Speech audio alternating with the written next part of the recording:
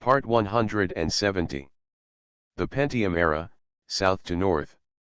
Author, Mei Shi Niang. Chapter 1692. Zhang Chen was sitting in the office. Xiao Wu came in from outside.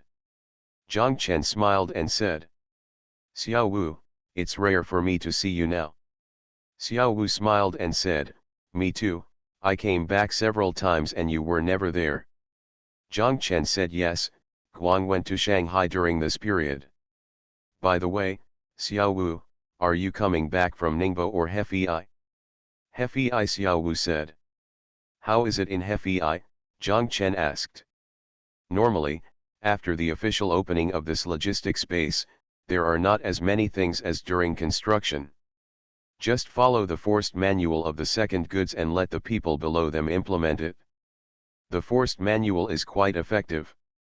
Of forced raising manual, Zhang Chen laughed loudly, and Xiao Wu said, "All our logistic spaces now call that manual a forced raising manual, and the second-rate goods are the kings of forcing." Zhang Chen is overjoyed.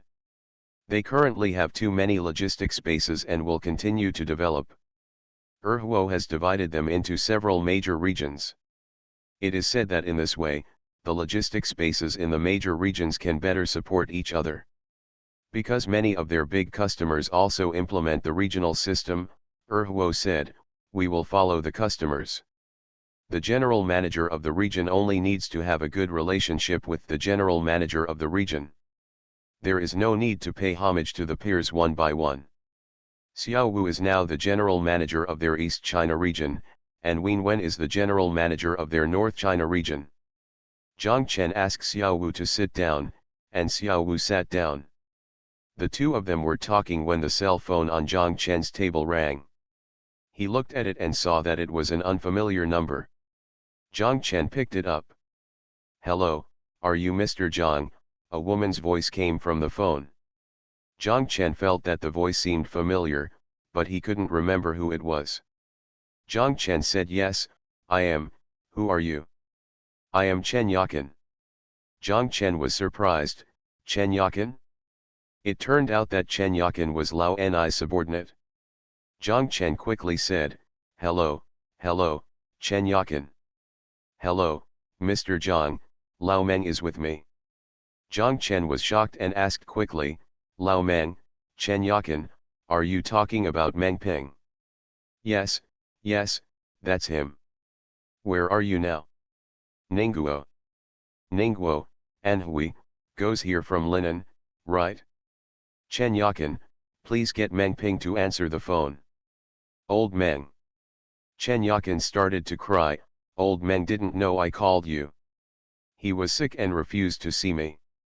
I really had no other choice, so I thought of calling you." Don't worry, Chen Yakin, what disease does Lao Meng have?" Zhang Chen asked. "Lung cancer." "Ah," Zhang Chen was shocked. The phone in his hand almost fell to the ground. Zhang Chen trembled and said, "Chen Yakin, I'm coming right now. I'll be in Ningguo in about 3 hours." "Okay, Mr. Zhang, call me when you're almost here," Chen Yakin said. After putting down the phone, Zhang Chen told Xiao Wu that Meng Ping was in Ningguo and I would rush there immediately. Xiao Wu stood up and said, "I'll go with you." Zhang Chen said yes. The two people hurried downstairs, got in the car and left. After sitting in the car, Zhang Chen immediately thought of calling Qian Fang. He found Qian Fang's phone number but did not dial it. He thought to himself, the situation is unknown now. Let's wait until we see Meng Ping. They drove along the Hangrui Expressway, past Linen, got off the expressway at Yuqian Interchange, entered National Highway 329, and drove towards Xiancheng, Anhui. Ningguo is a county-level city below Xiancheng, not far from the border between Zhejiang and Anhui. Zhang Chen and the others drove for 2.5 hours and arrived at Ningguo at around 4 o'clock in the afternoon. Following Chen Yakin's instructions on the phone, they drove to Ningguo. At the Agricultural Bank of China at the junction of Yangzhong Road and Ningcheng South Road, Zhang Chen saw Chen Yakin holding a child and standing on the steps in front of the Agricultural Bank of China. Although they had not seen each other for many years, Zhang Chen still recognized her at a glance. Zhang Chen pressed down the car window, stretched out his head, and waved to Chen Yakin. Chen Yakin also saw them, but because of the iron fence surrounding the roadside, she could not get close to them. Chen Yakin waved her hand and told them to turn right and drive towards Ningcheng South Road. She also walked that way. Not far ahead, there was a gap in the iron fence. Xiao Wu stopped the car and Chen Yakin got in. He said to Xiao Wu, "At the intersection ahead, turn right at Nangxiaoxi Lane." Only then did Zhang Chen see clearly that Chen Yakin looked much more haggard than before. The little girl she was holding in her arms was about 2 or 3 years old. Chen Yakin smiled at Zhang Chen and said to him, "Lao Meng is at home." Zhang Chen nodded and understood their relationship. Zhang Chen asked, "Is this your daughter?" Chen Yakin said that she was right. She asked her daughter to call her uncle Zhang Chen, but her daughter was a little scared and dug her head into the back of Chen Yakin's neck. Zhang Chen asked, "What's wrong with Meng Ping?" "Lung cancer, late stage," Chen Yakin said. "Does he know it himself?" Zhang Chen asked. "I know. He knew it himself, so he had to come out of the hospital and refused to receive any more treatment. He said it was hopeless anyway, so don't waste any more money." As Chen Yakin spoke, her eyes were red and tears were streaming down her face. Her daughter used her fingers to help her wipe away her tears. Her eyes were wide open and she looked at her mother with a blank look on her face. Zhang Chen said, "Why didn't you call me earlier?" Chen Yakin shook her head and said, "What happened just over a week ago is of no use.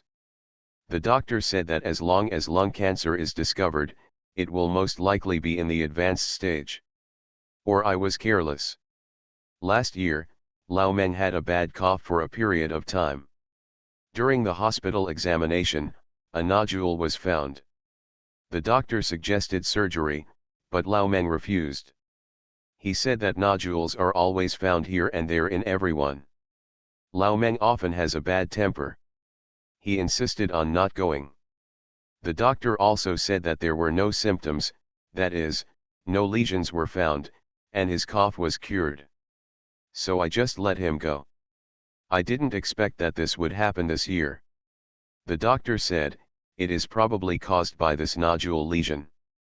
Zhang Chen sighed and said, "This guy Meng Ping, when he decides on something, it is difficult for others to change him." "We're here, master, just drive into the community in front and find a seat to stop," Chen Yakin shouted. Xiao Wu parked the car and the 4 of them got out of the car. Zhang Chen wanted to help Chen Yakin hold her daughter. The little girl quickly turned her head and hugged Chen Yakin's neck tightly. Chen Yakin said, "Let's go, she is very timid." Chen Yakin led them to a building not far away, went up to the 3rd floor, put her daughter on the ground, took out the key and opened the door. As soon as the door opened, her daughter called "Dad, Daddy," and walked toward the room. "Run inside." Meng Ping's cough came from the room, and Zhang Chen's heart tightened, and then he heard Meng Ping respond to his daughter. "Little Nail, where did you go with your mother?" Little Nail did not answer where Meng Ping had gone, but said, "2 uncles are here." 2 uncles. When Meng Ping was confused, he saw someone walking in. Meng Ping was surprised and shouted, "Zhang Chen, why are you here?" Zhang Chen scolded, "Meng Ping, what the hell do you mean? You are sick and you are so close to Hangzhou, but you don't call me. Do you know that we are all looking for you?" Little Nail pushed Zhang Chen hard and said, "You can't scold my father." Chen Yakin hurried over and picked up Xiao Nail. Her voice was already choked with sobs and she said, "Come on, Mom, hold me. Uncle didn't scold Dad." Meng Ping had lost a lot of weight. He struggled to sit up, but it seemed a little difficult. Zhang Chen felt sour and quickly helped him sit up. He sat down on the edge of the bed. Meng Ping pointed to the stool beside the bed. and Xiao Wu said. Xiao Wu, sit down too. Xiao Wu sat down. Meng Ping looked at Zhang Chen, then at Xiao Wu, and said with a bitter smile, Zhang Chen, Xiao Wu, I can't afford to lose that face. What the hell are you talking about? In front of us, there is nothing to be ashamed of. If the sky falls and everyone supports it, what's the big deal? You and the pole are just slapping us in the face. Zhang Chen cursed, and Xiao Wu said, well done, you deserve to be scolded. Get up and go to the hospital, Zhang Chen said.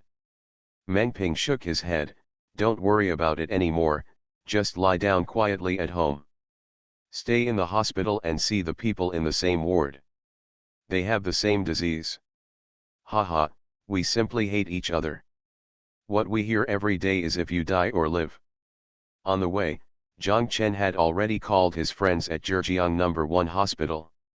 He knew how serious lung cancer was, and he also understood that county-level hospitals like this here really didn't have any good accommodation and couldn't come up with any good treatment plans. He immediately decided to take Meng Ping to Hangzhou or Shanghai. Zhang Chen stood up and told Xiao Wu that you should talk to Meng Ping. Xiao Wu said yes, and Zhang Chen walked to the living room outside and said to Chen Yakin, no, Chen Yakin, this matter can't be delayed. You should prepare yourself. We will leave today and go to Hangzhou or Shanghai. I will contact you by phone first, Chen Yakin said. Good.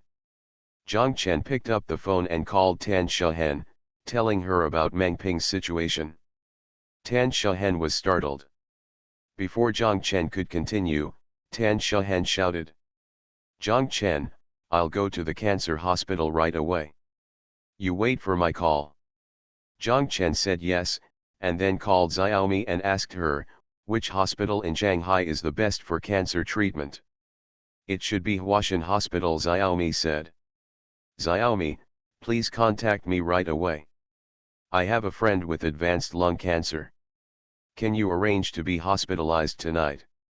Xiaomi said okay, I will contact Mr. Zhang right away, please wait for my call. After hanging up the phone from Xiaomi, Zhang Chen thought for a while and finally called Li Yong. When Li Yong heard this on the phone, he became anxious and shouted, Zhang Chen, let Lao Meng answer the phone. Zhang Chen returned to the bedroom, gave the phone to Meng Ping, and said to him, Li Yong. Meng Ping took the call and said with a smile, boss, long time no see. I only watch you on TV. Old Meng, who the hell are you playing hide and seek with?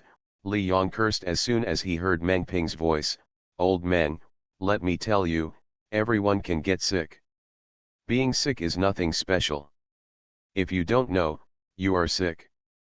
Just go and lie down in the hospital for me, do you understand? Meng Ping said, okay, I will accept the criticism and education from the leader. Don't give me that humming smiley face and ask Zhang Chen to answer the phone, Li Yong yelled. Meng Ping gave the phone to Zhang Chen. Li Yong said, Zhang Chen, look at him and wait for my call. Zhang Chen said yes. 10 minutes later, Zhang Chen's phone rang. It was Li Yong. He quickly picked it up. Li Yong said, Zhang Chen, you send Lao Meng to Huashan Hospital in Shanghai today. They are the authority in this field in China. When you arrive, go directly to the dean's office and find their Dean Wu. No matter how late it is, he will be in the office today, waiting for you here. Zhang Chen understood that this was Li Yong using his privilege, just like that time when he let himself into Xiao Zhao's ward. Zhang Chen said, I originally planned to take this bastard away today, he couldn't help it. If he doesn't leave, I'll ask Xiao Wu to kidnap him. Li Yong said yes, Zhang Chen, I still can't leave here, so I have to work hard for you.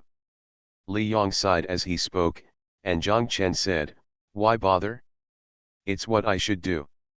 After Zhang Chen answered the phone, he pointed at Meng Ping with his mobile phone, did you hear that? Leave me today. Meng Ping said with a smile, I'm just afraid that you guys will come. Look, once you guys come, I won't even have my freedom and I won't be able to control myself. When Meng Ping smiled, his eyes turned red.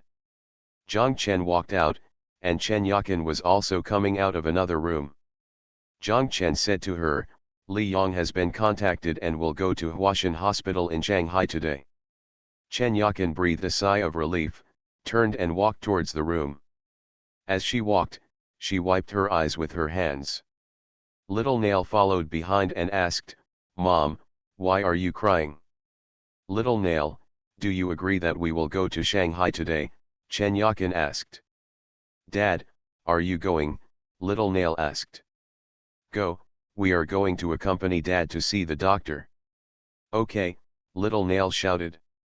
Thank you, Lao Huang, for the reward of 2 fishes at 3 o'clock in the middle of the night. Thank you to Lao Huang, the great traveler, Wu Yue Hao, Abie Su, Wanderer Xiaoliu, Tian Wei Wei Wei, and Ming Xing Seeing for your monthly votes. Thanks for all the votes and reading. I wish you all good health. The Pentium Era, South to North. Author, Mei Shi Niang. Chapter 1693. Zhang Chen's cell phone rang. It was Xiaomi. Zhang Chen picked it up. Xiaomi said to Zhang Chen. Mr. Zhang, I have found a connection and can help arrange admission to Huashan Hospital. However, it is too late today and the admission procedures will not be completed until tomorrow. Zhang Chen quickly said, Thank you Xiaomi, thank your friend for me too. I have other arrangements here, so there is no need. By the way, Xiaomi, your friend, I will thank her in person when I get to Shanghai. Zhang Chen knew how many people from across the country were rushing to Huashan Hospital affiliated to Fudan University. It was hard to find a bed, but to be able to arrange it in such a short time. This friend was already very helpful and had enough respect. He couldn't tell Xiaomi, had directly found their dean through another relationship, and could only vaguely say that there were other arrangements. Xiaomi said and said, This is our member. We can just have a meal together then. By the way, if you need me again tomorrow, Mr. Zhang, please call me. Zhang Chen said yes. Just after hanging up the phone on Xiaomi, Tan Shahen's call came in. Tan Shahen said, Zhang Chen, I'm in the office of Director Zheng of the Provincial Cancer Hospital now. Can you tell me what's going on with Lao Meng? Zhang Chen said, Tan Shahen, I'm sorry, I'm so busy here that I forgot to tell you that Li Yong has just helped to contact him, and I will send Meng Ping to Huashan Hospital in Shanghai immediately. On the other side of the phone, Dean Zheng seemed to have heard Zhang Chen's call. Zhang Chen heard him saying to Tan Shahen, It would be best if you have already contacted Huashan Hospital. To be honest, Huashan Hospital's equipment and technology are better than those here. Tan Shahen and Zhang Chen said, Just now, President Zheng told me that if I can get admitted to Shanghai Huashan Hospital, I would still choose to go to Huashan Hospital. Zhang Chen said yes, I heard it, we are going to go there now. I'll be here right away, Tan Shahen said. Zhang Chen said no, it's already evening when we arrive in Shanghai. We can just arrange to be admitted to the hospital that night. I won't know the specific situation until tomorrow. Xiao Wu and I are together. Tan Shahen said yes and asked again, Zhang Chen, is the Pole with Lao Meng? Zhang Chen said, no, I will make arrangements for Meng Ping first. I will ask about the specific situation when the time comes. Tan Shahen said yes, please be careful on the road and give me a call after arrangements are made. Chen Yakin quickly packed up her things. Zhang Chen and Xiao Wu helped Meng Ping up. Meng Ping had already undergone chemotherapy in the hospital. His whole body ached and it was already difficult to stand. Xiao Wu said, Lao Meng, I will carry you. Meng Ping insisted and wanted to go down by himself. Zhang Chen scolded, how long has it been? You are so stubborn about saving face. You won't let Xiao Wu carry you. Do you want the two of us to carry you down? Meng Ping felt pain all over his body, but he gritted his teeth and pretended to be relaxed, laughing. Finally, he lay on Xiao Wu's shoulder. Xiao Wu stood up and felt a shiver in his heart. He felt that the weight on his back was no longer that of a normal adult. Xiao Wu's nose felt sour and he almost shed tears, and he quickly said, "Okay, Lao Meng, let's go. You can't humming see that it's still so heavy." Meng Ping chuckled, "How about it? It's much more difficult than you carrying a little girl, right?" When Xiao Dingzi saw her father being carried, she also wanted someone to carry her, but when she saw her mother holding a bag in one hand and a quilt in the other, she didn't dare to speak. Zhang Chen saw it and said, "Come on, little Nail, uncle will carry you." Little Nail wanted to think about it, but hesitated. He looked at Chen Yakin and Zhang Chen said, "Little Nail, do you want to ride on uncle's shoulders? We are taller than dad." Upon hearing this, Little Nail nodded quickly. Zhang Chen put his hands under her armpits, raised them up, and placed them on his neck. When he left the room, he bent down. When he left the door outside, his body he bowed down again and walked over, afraid that the head of the small nail would hit the doorframe. The 5 people went downstairs and arrived at the car.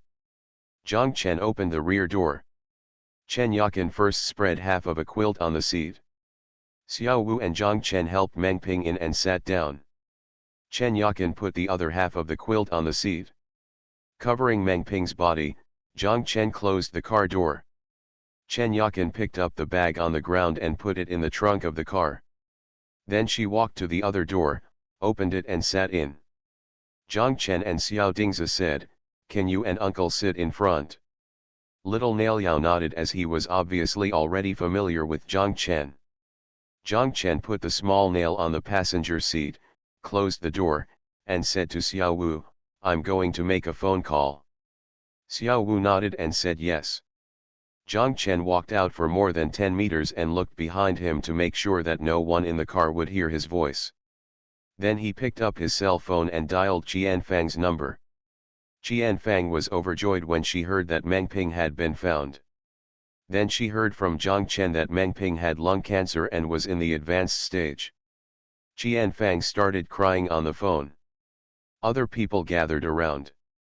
Su Jiaking took the phone from Qian Fang's hand and asked, "Mr. Zhang, where are you and Lao Meng?"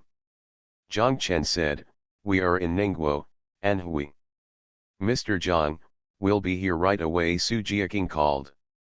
Zhang Chen quickly said, "No, no, no, Li Yong helped contact Huashan Hospital in Shanghai. We will leave immediately to send Meng Ping to Shanghai." "Su Jiaking, you can either go directly to Shanghai Huashan Hospital.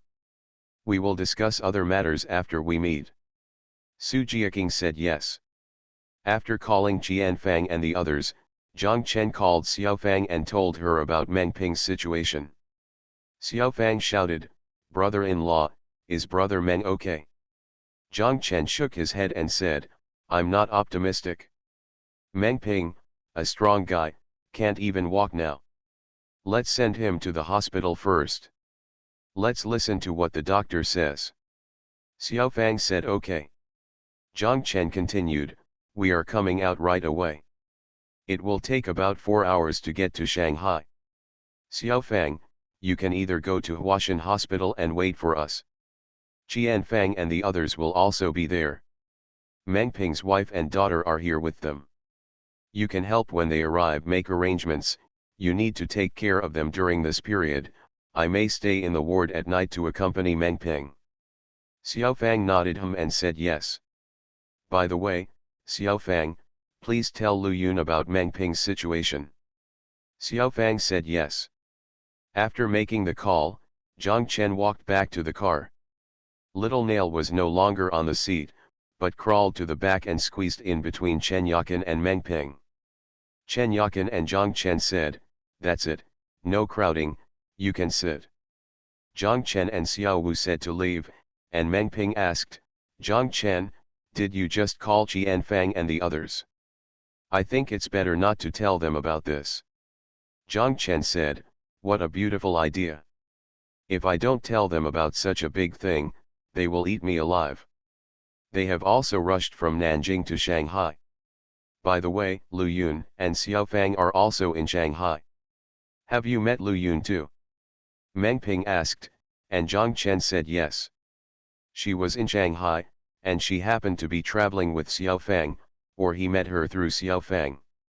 By the way, Zhang Chen, do you have any news about the poll? Meng Ping asked. Zhang Chen was surprised and said, I was about to ask you, why are you still asking me, didn't you go together? Chen Yakan said, we left Hangzhou together, but we got separated at Jinhua railway station. Meng Ping sighed. The car was speeding on the road. Zhang Chen turned his head towards the back and listened to Chen Yakan's words, and he understood a lot of things. After something happened at Lao Ni's place, Lao Ni disappeared. Lu Ligan and Meng Ping knew that those people couldn't find Lao Ni, so they were looking for them. They didn't even dare to go to Chen Yakan's house and could only live in Manjualang. In a very remote hotel, a room was opened using Chen Yakan's ID card. Chen Yakan still goes back to where she lives every day to inquire about various information. Many of those who want debts are from Chen Yakan's village. Chen Yakan can learn a lot about the situation through her family members. They hid like this for more than a week, feeling uneasy. They knew that there must be a huge commotion outside, that their company was finished, and that the people in the company would have nowhere to go soon. They must have scolded them to death. Meng Ping and Lu Ligan, the more they thought about the outside, the more terrifying it became, and the more they thought about it, they felt that the consequences of this matter would be very serious. They regretted it very much, but at this time, regret was of no use. Lu Ligan could imagine that a large number of debtors would definitely go to Kyoshi Academy, and Miss Cai would also take action. All their assets were waiting for them. Seized by the court and the company delisted from the stock exchange, no one can save splendid China. Both of them know that their company, as well as Qian Fang's company, are in the most difficult time now. Even if this incident had not happened, they don't know whether they could survive this difficulty. Now that this incident has happened, they will be sent to force to death. Lu Ligan knew that as long as they showed up and Zhang Chen saw this situation, this guy would definitely not refuse to save him. He would take action, but the number was too big and Zhang Chen couldn't bear it. He would be dragged down.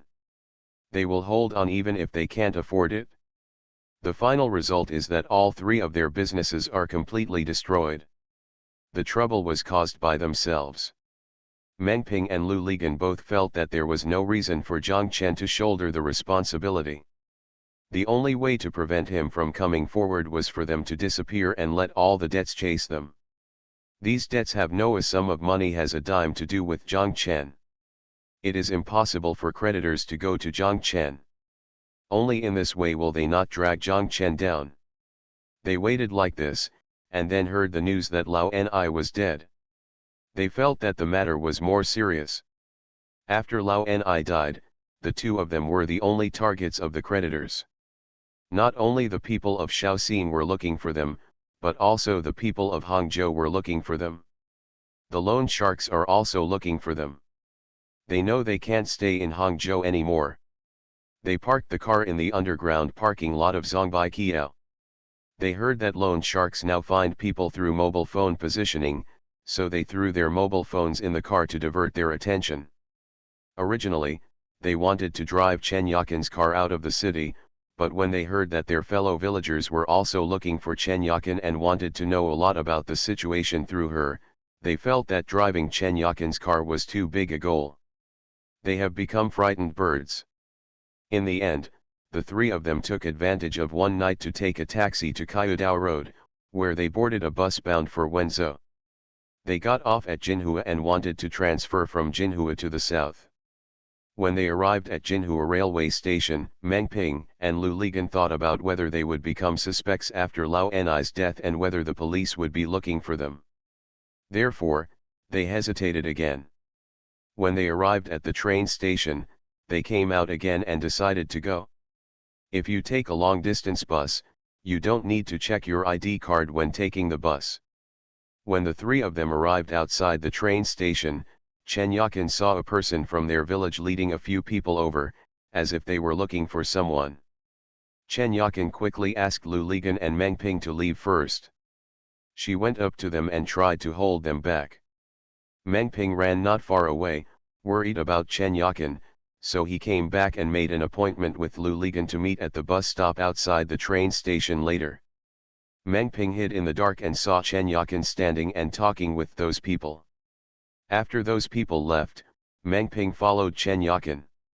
Chen Yakin told him that these people were not here to find them, but were just passing by Jinhua. Take a train to Wuhan from here. However, they met several other people in the village ahead of them. They were indeed here to see Meng Ping and Lu Ligan.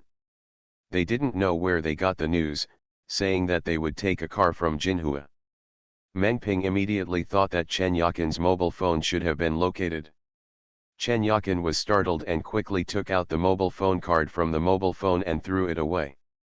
The people in front told Chen Yakin that the people looking for someone had already gone to the bus station. Meng Ping became anxious and said that the Pole was heading there. Would he fall into a trap? The street in front of Jinhua railway station was very lively, full of small restaurants and people selling pirated VCDs and DVDs. Chen Yakin pulled Meng Ping to the second floor of a small restaurant and asked him to wait here while she went to the bus station to find Lu Li Peng. It doesn't matter even if she is touched by those people, they are all from the same village, and she doesn't owe them money. What will they do to her? Chen Yakin arrived at the bus station and waited for more than an hour, but did not see Lu Ligan, so she had to come back. After discussion, the two people concluded that Lu Ligan was either taken away by them or escaped on his own. Otherwise it would be impossible and I wouldn't be able to find him for more than an hour. You don't have a phone either, Zhang Chen asked. Didn't their mobile phone be thrown away in the car? I originally thought of buying it in Jinhua, but before I could do it, this happened, Chen Yakin said. Didn't my mobile phone card be thrown away at the station? We just lost contact. Zhang Chen sighed and said to Meng Ping and Chen Yakin, fortunately, they didn't catch the Pole. How do you know? Meng Ping asked. Zhang Chen said, this is a long story. We have dealt with these debt collectors and loan sharks many times. If the Pole is in their hands, I will definitely know. Also, your mobile phone, it was indeed located, but Li Yong asked the police to locate it, and they found your car and phone in the parking lot. Thank you Xiao Shen Nian Fang 48, Hu, Quadratic VC, 2 fishes 1 up and 1 down, for the reward at 3 o'clock in the middle of the night. Thank you Hu, I am 48 years old, how can I not have the same name? Win San Liu, Flying Bat Kgen, Wang Qingxi, Dong Long Dong, Li Rujin, Book Friends 201701052133111538, Book Friends 2020091116010975. No future, only remember the original intention. Rainman, WXD 121, my 197900607, Frivolous, Kandera, monthly ticket for the big guy. Thanks for all the votes and reading. I wish you all a happy life. You are listening to novels at Bless Up channel. Wish you happiness and luck. Please subscribe to receive new novels. How do you feel about this novel? Please like and leave a comment. The Pentium Era, South to North. Author, Mei Shi Niang. Chapter 1694. That night, Meng Ping and Chen Yakin stayed in Jinhua. After the two stayed in the hotel, Chen Yakin went to the bus station again, but still didn't see Lu Ligan. They went again the next morning, but still couldn't find them. Only then did he give up. Next, they went to Yongkang. Chen Yakin had a relative in Yongkang. They lived in Yongkang for more than half a month. They felt that it was too close to Shaoxing, so they moved to Lishui. After living in Lishui for a while, Chen Yakin called home. At that time, Her family told him that Shaoxing police were looking for Meng Ping. The two people suddenly panicked and felt that they should go further away, at least not stay in Zhejiang or Jiangsu. They took a bus to Ningguo, Anhui province that day. After arriving in Ningguo, Chen Yakin found out that she was pregnant. The two decided not to have sex anymore. After leaving, he settled in Ningguo. Fortunately, Chen Yakin still had a lot of money in her card. They spent more than 60,000 yuan to buy a house of more than 50 square meters here.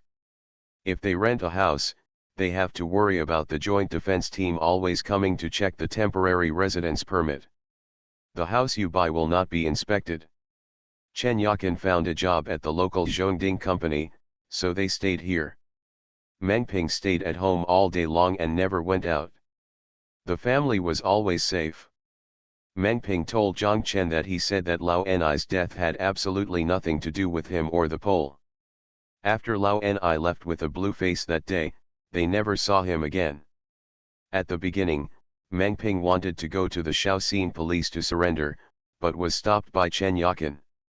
Chen Yakin told him, "You have made it clear about Lao Ni. What can you do if you make it clear? What will happen to those debts? You go, won't those creditors come to you? Do you bear all those debts by yourself? Can you afford it?" Meng Ping felt that he couldn't bear it. Chen Yakin told him, "If you can't bear it, will they let you go? Even if the white one can let you go, what about the black one? The white ones and the black ones come together, can you still leave? I don't want the child to be born without being able to see his father." It can be said that Chen Yakin's last words hit Meng Ping. At that time, Chen Yakin's belly was getting bigger day by day. How could Meng Ping leave her alone as a pregnant woman? He told himself that he should wait until the child was born. Say it again. But when little Nail was really born, I couldn't bear to leave them, mother and daughter. Meng Ping smiled bitterly. I felt that as long as I can be with them, everything else doesn't matter. Lao Meng, stop talking, I'm almost crying. Xiao Wu drove the car and said to Meng Ping without looking back. Xiao Wu is the same as Meng Ping. He himself only had a family and children in middle age. Of course, he understands his attachment to Meng Ping. Meng Ping agreed not to talk about these sad things. Everyone in the car was silent, only the sound of tires grinding against the road was heard. The sky outside the window gradually darkened. After passing Guangde, we left Anhui and reached the Huzhu border in Zhejiang. From Huzhu, you can get on the expressway directly to Shanghai. Zhang Chen asked Xiao Dingzi, "Are you hungry?" Little Nail looked at Chen Yakin. Chen Yakin touched her head and said, "Tell your uncle if you are hungry." Xiao Dingzi looked at Zhang Chen and nodded. Zhang Chen told Xiao Wu that he would stop when he saw a restaurant on the roadside. Xiao Wu asked, "There is a KFC in the Huzhu Expressway service area ahead. Do you want to eat KFC, Little Nail?" Little Nail immediately shouted, "Yes." Xiao Wu said, "Okay, then we will go to the Huzhu service area to eat KFC." Zhang Chen was surprised and asked Xiao Wu, "How do you know this?" Xiao Wu said, "When I drive from Hefei to Shanghai or back to Hangzhou, I have to pass through the Huzhu service area. When we arrived at the Huzhu service area, we parked the car." Zhang Chen and Xiao Wu said, "You take Xiao Dingzi and the others to eat at KFC, and I'll stay with Meng Ping in the car and just bring me a hamburger back." Chen Yakin asked Meng Ping, "What do you want to eat?" Meng Ping shook his head and said, "Just give me a glass of Coke. Daddy also wants a mashed potato." Little Nail said. Meng Ping laughed and said, "Okay, Little Nail will bring Daddy a mashed potato." The three of them got out of the car and left. Zhang Chen and Meng Ping said, "My daughter is very cute, and Chen Yakin is also a nice person." Meng Ping smiled bitterly and said, "These past few years have been the time when I, Meng Ping, have been at my lowest, Zhang Chen, but they have also been the time when I have been the happiest and most fulfilled." Zhang Chen nodded, "Understandable." Zhang Chen and Meng Ping said, the Shaoxing police are not looking for you because of Lao Ni's matter. The police have determined that Lao Ni's death was a suicide. They just announced that it was an accident. The Shaoxing police are looking for you because of the fake official seal. Fake official seal? What fake official seal? Meng Ping asked, surprised. Zhang Chen said, the guarantee seals you stamped are all fake. Those creditors in Shaoxing went to the police to report the case and said you were committing fraud. How is it possible, Zhang Chen? I stamped those seals one by one with my own hands, and the official seal has always been in my bag. How could it be fake? Meng Ping raised his voice, shouted excitedly, and immediately started coughing. Zhang Chen nodded, the seal you stamped is true, and it has always been in your bag. But that official seal is not the official seal registered by your company with the Industrial and Commercial Bureau.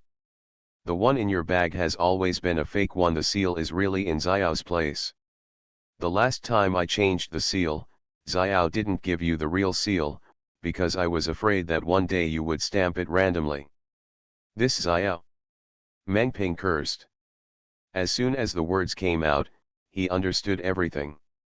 He knew why Xiao changed his seal and when he changed it. It seemed that Zhang Chen also knew about the national heritage. Meng Ping suddenly felt a little embarrassed. Qian Fang and the others all know, but don't blame them, they are doing this for your own good, Zhang Chen said, and Meng Ping nodded. For this reason, the lawsuits brought against you by the people of Shaoxing were all lost in Nanjing. The official seal was judicially verified to be fake. Your signature cannot be judged for authenticity because you are not here. It is concluded that the signature is genuine because the official seal it is fake. It can also be said that it is an invalid guarantee and has nothing to do with your company. Your company has not suffered any losses at all. The shopping mall below your company office and the Asia Pacific business building are still yours. The people of Shaoxing have not received a penny. They know that the road to the court is dead, so they can only go to the police to accuse you of fraud, but you don't have to worry about these things now, you can explain it clearly. As Zhang Chen spoke, Meng Ping remained silent. When Zhang Chen finished speaking, Meng Ping sighed and said, what kind of evil have we done? Think about how pitiful the Shaoxing people are. They can't get a penny. Many people will probably lose their families because of this, right? It's not that I didn't get a penny. I took 20% from me, released the security right on the pole, and disposed of Lao Ni's assets. I heard that they also got part of it in the end, which was the full amount. It's impossible, there will definitely be losses. Zhang Chen said, and Meng Ping nodded. Lao Meng, you don't have to think about these things now. Just treat your illness well. This is the top priority. Other things can be solved after you recover. Meng Ping smiled bitterly and said, can this disease still be cured? I have already faced it calmly. What are you talking about, Meng Ping? You have to have humming confidence in yourself, Zhang Chen scolded. Meng Ping sighed and said, Zhang Chen, it's because I have confidence in myself that I can face it calmly and accept the reality. If there is anything I can't let go of, Zhang Chen, it's the little nail after I'm gone. And her mother, please help me take care of her. Zhang Chen glared at him and said, you don't have to say this. Meng Ping patted the quilt covering him and said to Zhang Chen, I know, but I can't help but say it anyway, so that I won't have to worry about anything. Zhang Chen, thank you. Don't say such depressing words, Meng Ping, the future is long. Zhang Chen slowed down his tone and said. Meng Ping smiled bitterly, I also hope that there will be a future, but unfortunately, now I can only lament that the past will be much harder. What else did Zhang Chen want to say? Xiao Wu and the others came back.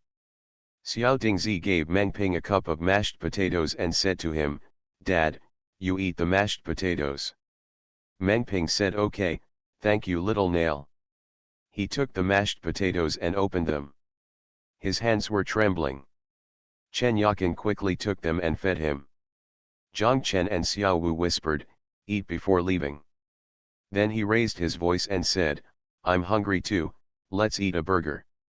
Zhang Chen and Xiao Wu both watched in the rearview mirror as Chen Yakin fed Meng Ping mashed potatoes. After Meng Ping received chemotherapy, he had difficulty swallowing.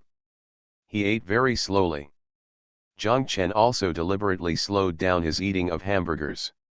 Speed. Meng Ping took a few bites, then took a break to catch his breath, and then continued eating. It took him about 10 minutes to finish a cup of mashed potatoes. After eating, Meng Ping leaned back and closed his eyes, as if I have just experienced a strenuous exercise and need to rest. Zhang Chen nodded towards Xiao Wu and said, "Let's go." It was completely dark outside. Xiao Wu started the car, and they continued on their way. At around 10 o'clock, they entered downtown Shanghai, with their little nail faces pressed against the car window glass, staring greedily at the golden buildings outside, exclaiming from time to time, "Mom, Mom, look, that house is so high." Zhang Chen felt sad as he listened, and thought, "You don't know, your father's building is much higher than the houses on both sides." Zhang Chen's cell phone rang. He looked at it and saw that it was Xiao Fang. Zhang Chen picked it up and Xiao Fang asked, "Brother-in-law, are you almost there?" Zhang Chen said, "Come on, we have entered the city." Have Qian Fang and the others arrived? Already here, Sister Qian Fang, Sister Jiaking, Sister Yulan, Sister Cao, and Brother Li Yang, they are all here, Xiao Fang said. Sister Qian Fang and the others are chatting with Sister Lu Yun. Zhang Chen said yes and hung up the phone. He remembered and sent a text message to Xiao Fang, "Meng Ping is so sick that he has deformed. Don't be surprised." He was worried that when the car stopped later, everyone would scream in surprise when they saw it, and he needed to be warned first. Xiao Fang texted back, "I know, brother-in-law."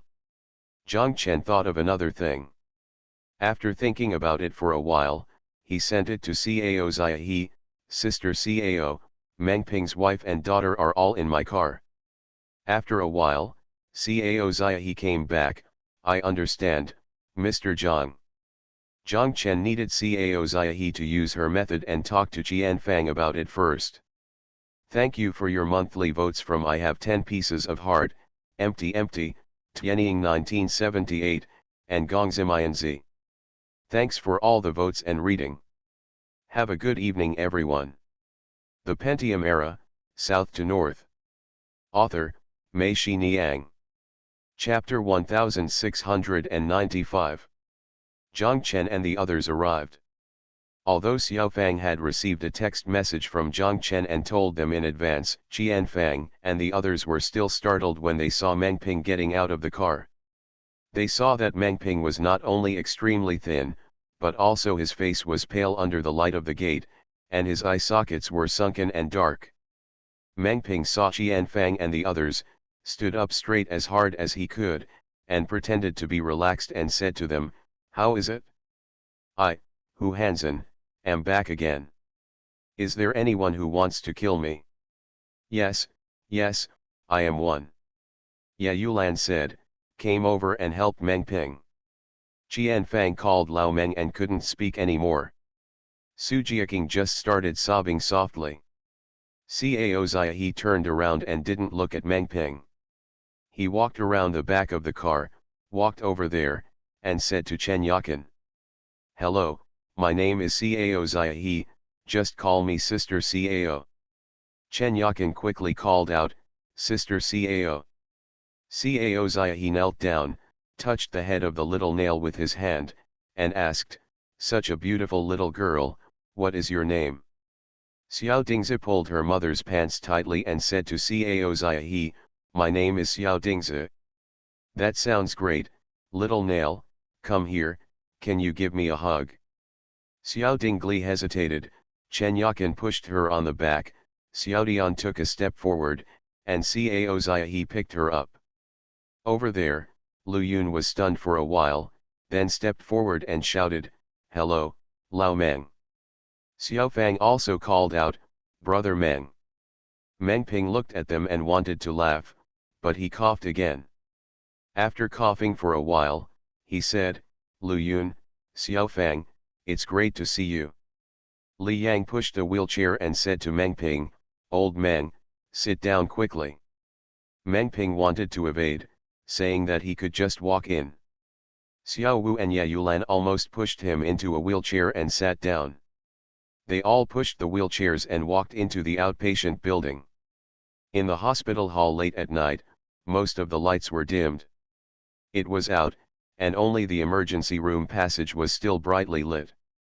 Zhang Chen and Qian Fang said, You guys wait here while I go find their dean. Qian Fang said yes. At this time, a nurse came out of the emergency room. She passed by and went outside. Zhang Chen asked her, Excuse me, where is your dean's office? The dean's office is not in this building, the nurse said, then thought of something and asked, Are you looking for Dean Wu? Zhang Chen said yes. The nurse looked at Meng Ping and continued to ask, Is he that patient? Zhang Chen quickly said, Yes. The nurse turned to the emergency room and shouted, Dean Wu, here we come, here we come. 3 or 4 people in white coats came out of the passage. Zhang Chen hurriedly walked towards them. Among the people in white coats, one of them, a doctor in his 50s, walked towards Zhang Chen. The others stopped and stood there. Walking, the person who came reached out to Zhang Chen and said, My surname is Wu. Zhang Chen quickly held his hand and said, Hello, Dean Wu, my surname is Zhang. Thank you for being so late and still waiting for us. Dean Wu smiled, I think when you arrive, you will definitely be here first, and you won't be sitting in the office. Zhang Chen said thank you repeatedly. Dean Wu waved his hand and said to those in white coats, Let's get started. The nurse just now came over, took the wheelchair from Li Yang's hand, and pushed it towards the emergency room. Dean Wu and Zhang Chen explained, I heard that the patient is in critical condition, so let's do an emergency examination first to confirm the condition, okay. Only then did Zhang Chen know that Dean Wu was waiting here not just to arrange for Meng Ping to be admitted to the ward, but to buy time for an examination. Zhang Chen quickly said yes and thanked Dean Wu. Who is the family member? Dean Wu asked. Mi Chen Yakin came over. Dean Wu, Zhang Chen, and Chen Yakin said, Come with me. I'll understand the situation first. Zhang Chen and Chen Yakin followed him, and the 3 of them walked towards the passage of the emergency room. Dean Wu walked to the door of a dark room, pushed the door in, and turned on the light. Inside was a regular doctor's office layout, face to face. There are 2 tables, and there is a small square stool next to each table. Dean Wu walked to one of the tables and sat down. At the same time, he told Zhang Chen and Chen Yakin that you should also sit down. Zhang Chen sat down at the table opposite him, and Chen Yakin sat on the small square stool next to Dean Wu. Dean Wu asked, Did you bring the medical records from the original hospital? Chen Yakin quickly said that she had brought them. She took out a stack of medical records and laboratory test reports from the backpack she was carrying. Dean Wu took out his reading glasses from the breast pocket of his white coat, put them on, and quickly flipped through the medical records page by page. After flipping through the pages, he began to ask in detail about Meng Ping's current daily situation, especially after the surgery. Reactions after chemotherapy. When Chen Yakin was speaking, Dean Wu turned his face sideways, looked at Chen Yakin, listened attentively, and interjected a few questions from time to make Chen Yakin's narration more complete. At the same time, the index finger of his right hand seemed to be sliding gently on the glass table subconsciously. Zhang Chen noticed this habitual movement of his. After careful observation, Zhang Chen found that this movement of his was not subconscious. But use your fingers to slide square root or times on the glass table. Zhang Chen looked at it with a serious face. He saw Dean Wu skating more and more frequently, and Zhang Chen understood what this meant. While he was listening to Chen Yakin telling Meng Ping's situation, he was making an assessment item by item. Zhang Chen had already seen the results of the assessment. After all the questions that need to be asked, Dean Wu finally asked, "Does the patient know his condition now?" Chen Yakin said that he knew it. When he went to the doctor's office at the hospital over there, he had to ask the doctor to tell him, and the doctor told him. Zhang Chen asked, "Dean Wu, let me ask, in a situation like this, should the patient know or not? There are advantages and disadvantages. Generally speaking, the disadvantages outweigh the advantages. Personally, I think that well-intentioned deception is still necessary." Dean Wu looked at them and continued, "On the plus side, patients know their condition and can better cooperate with our doctor's treatment. However, people are not grass and trees. No matter who they are, they should know that they have this disease. When you are sick, you will definitely not be able to sleep well all night long, and your body will collapse quickly. In the extreme case, you will collapse when you hear the news." Zhang Chen and Chen Yakin both nodded. Chen Yakin sighed and said, "It's really like this, Dean Wu. After learning about this disease, although he pretended to be indifferent on the surface, I woke up in the middle of the night and looked at him secretly. When I saw him, his eyes were wide open and he looked at ceiling. It's understandable, but no one can accept it. I'll suffer from insomnia, and then I'll start thinking wildly." Dean Wu stood up as he spoke. "I'll go over and check on the status of the examination first, and I'll see you later."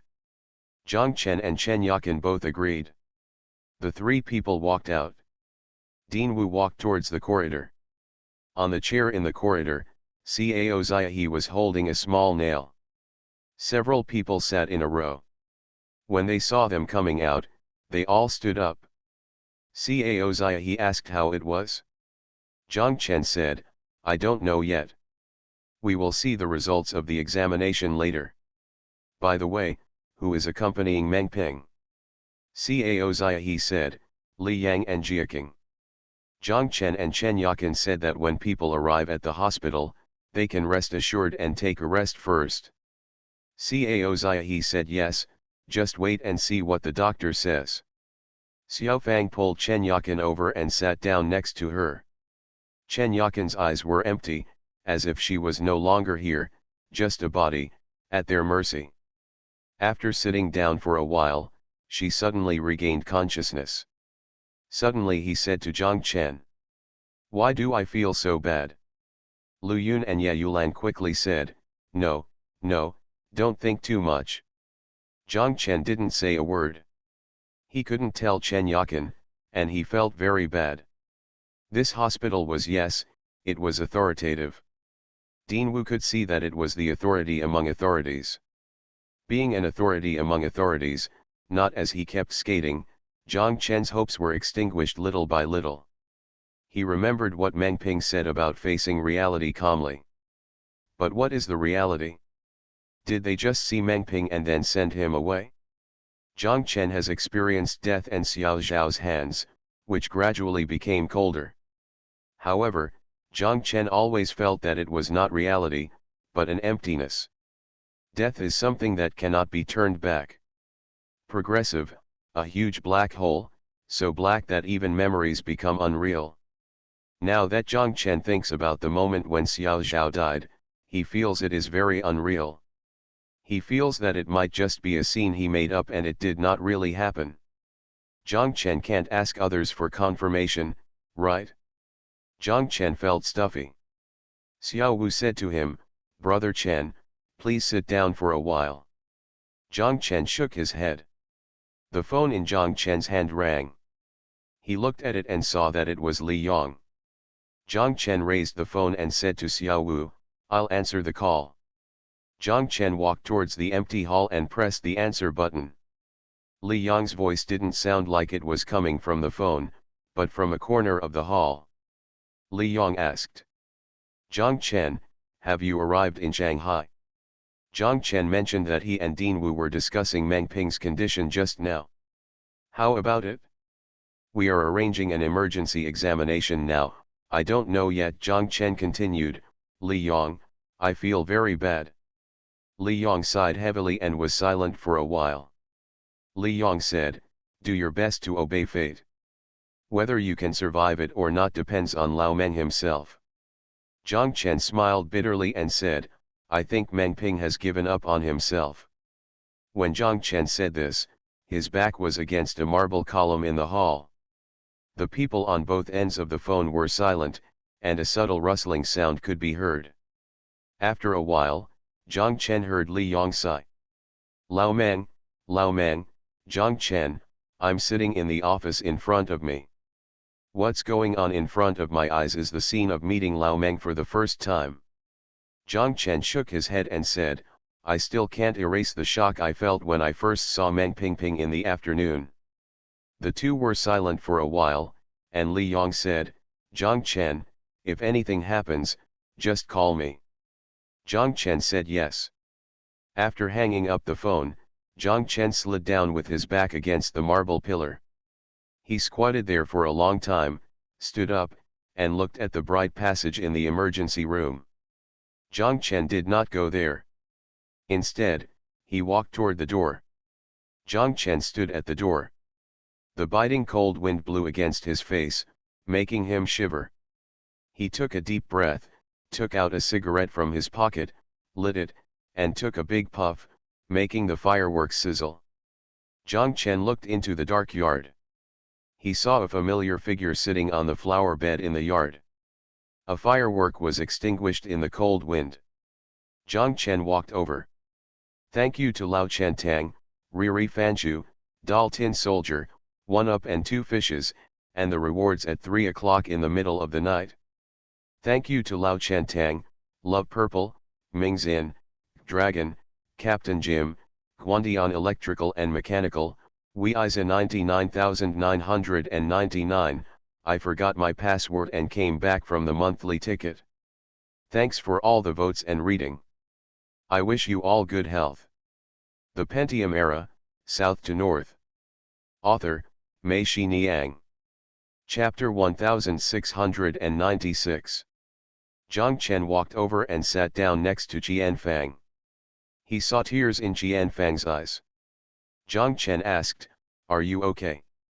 "Not good," Qian Fang said. "What did the dean tell you?" "He hasn't said anything yet. He said he would come back to us after an inspection later, so he asked about Meng Ping's daily situation. However, I'm not optimistic." "I can tell," Qian Fang said. The two sat and smoked silently. After a while, Qian Fang asked, "Zhang Chen, do you still remember that when Lao Meng was in jail, a few of us were waiting for him outside?" Zhang Chen said he remembered. "Although Lao Meng was not here at that time, we always felt that there was still hope. Even if you were in jail, you would be released one day." Qian Fang paused for a moment and sobbed, "But now, the person is right in front of us, but why? It makes people so desperate. Even though we have great abilities, there is nothing we can do." Zhang Chen sighed. The cold wind blew past their ears. In the flower bed behind them, the leaves and flowers seemed to have been frozen hard, making a metallic sound in the wind. Zhang Chen said, "Qian Fang, I'm sorry." "Sorry for what?" "I apologize to you on Meng Ping's behalf," Zhang Chen said. Qian Fang said, "Oh," and asked, "Why?" "Actually, you should have been together a long time ago." It was Meng Ping who kept hesitating. "I asked him and he said that he didn't want to be sorry for you and didn't want you to become like his parents after you get married." Zhang Chen said, "Now that I think about it, he was wrong." Qian Fang turned around and looked at Zhang Chen.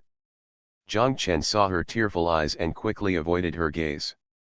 Qian Fang said, "Zhang Chen, let me ask you a question." Zhang Chen said yes. "Are you men so damn self-righteous?" Qian Fang asked.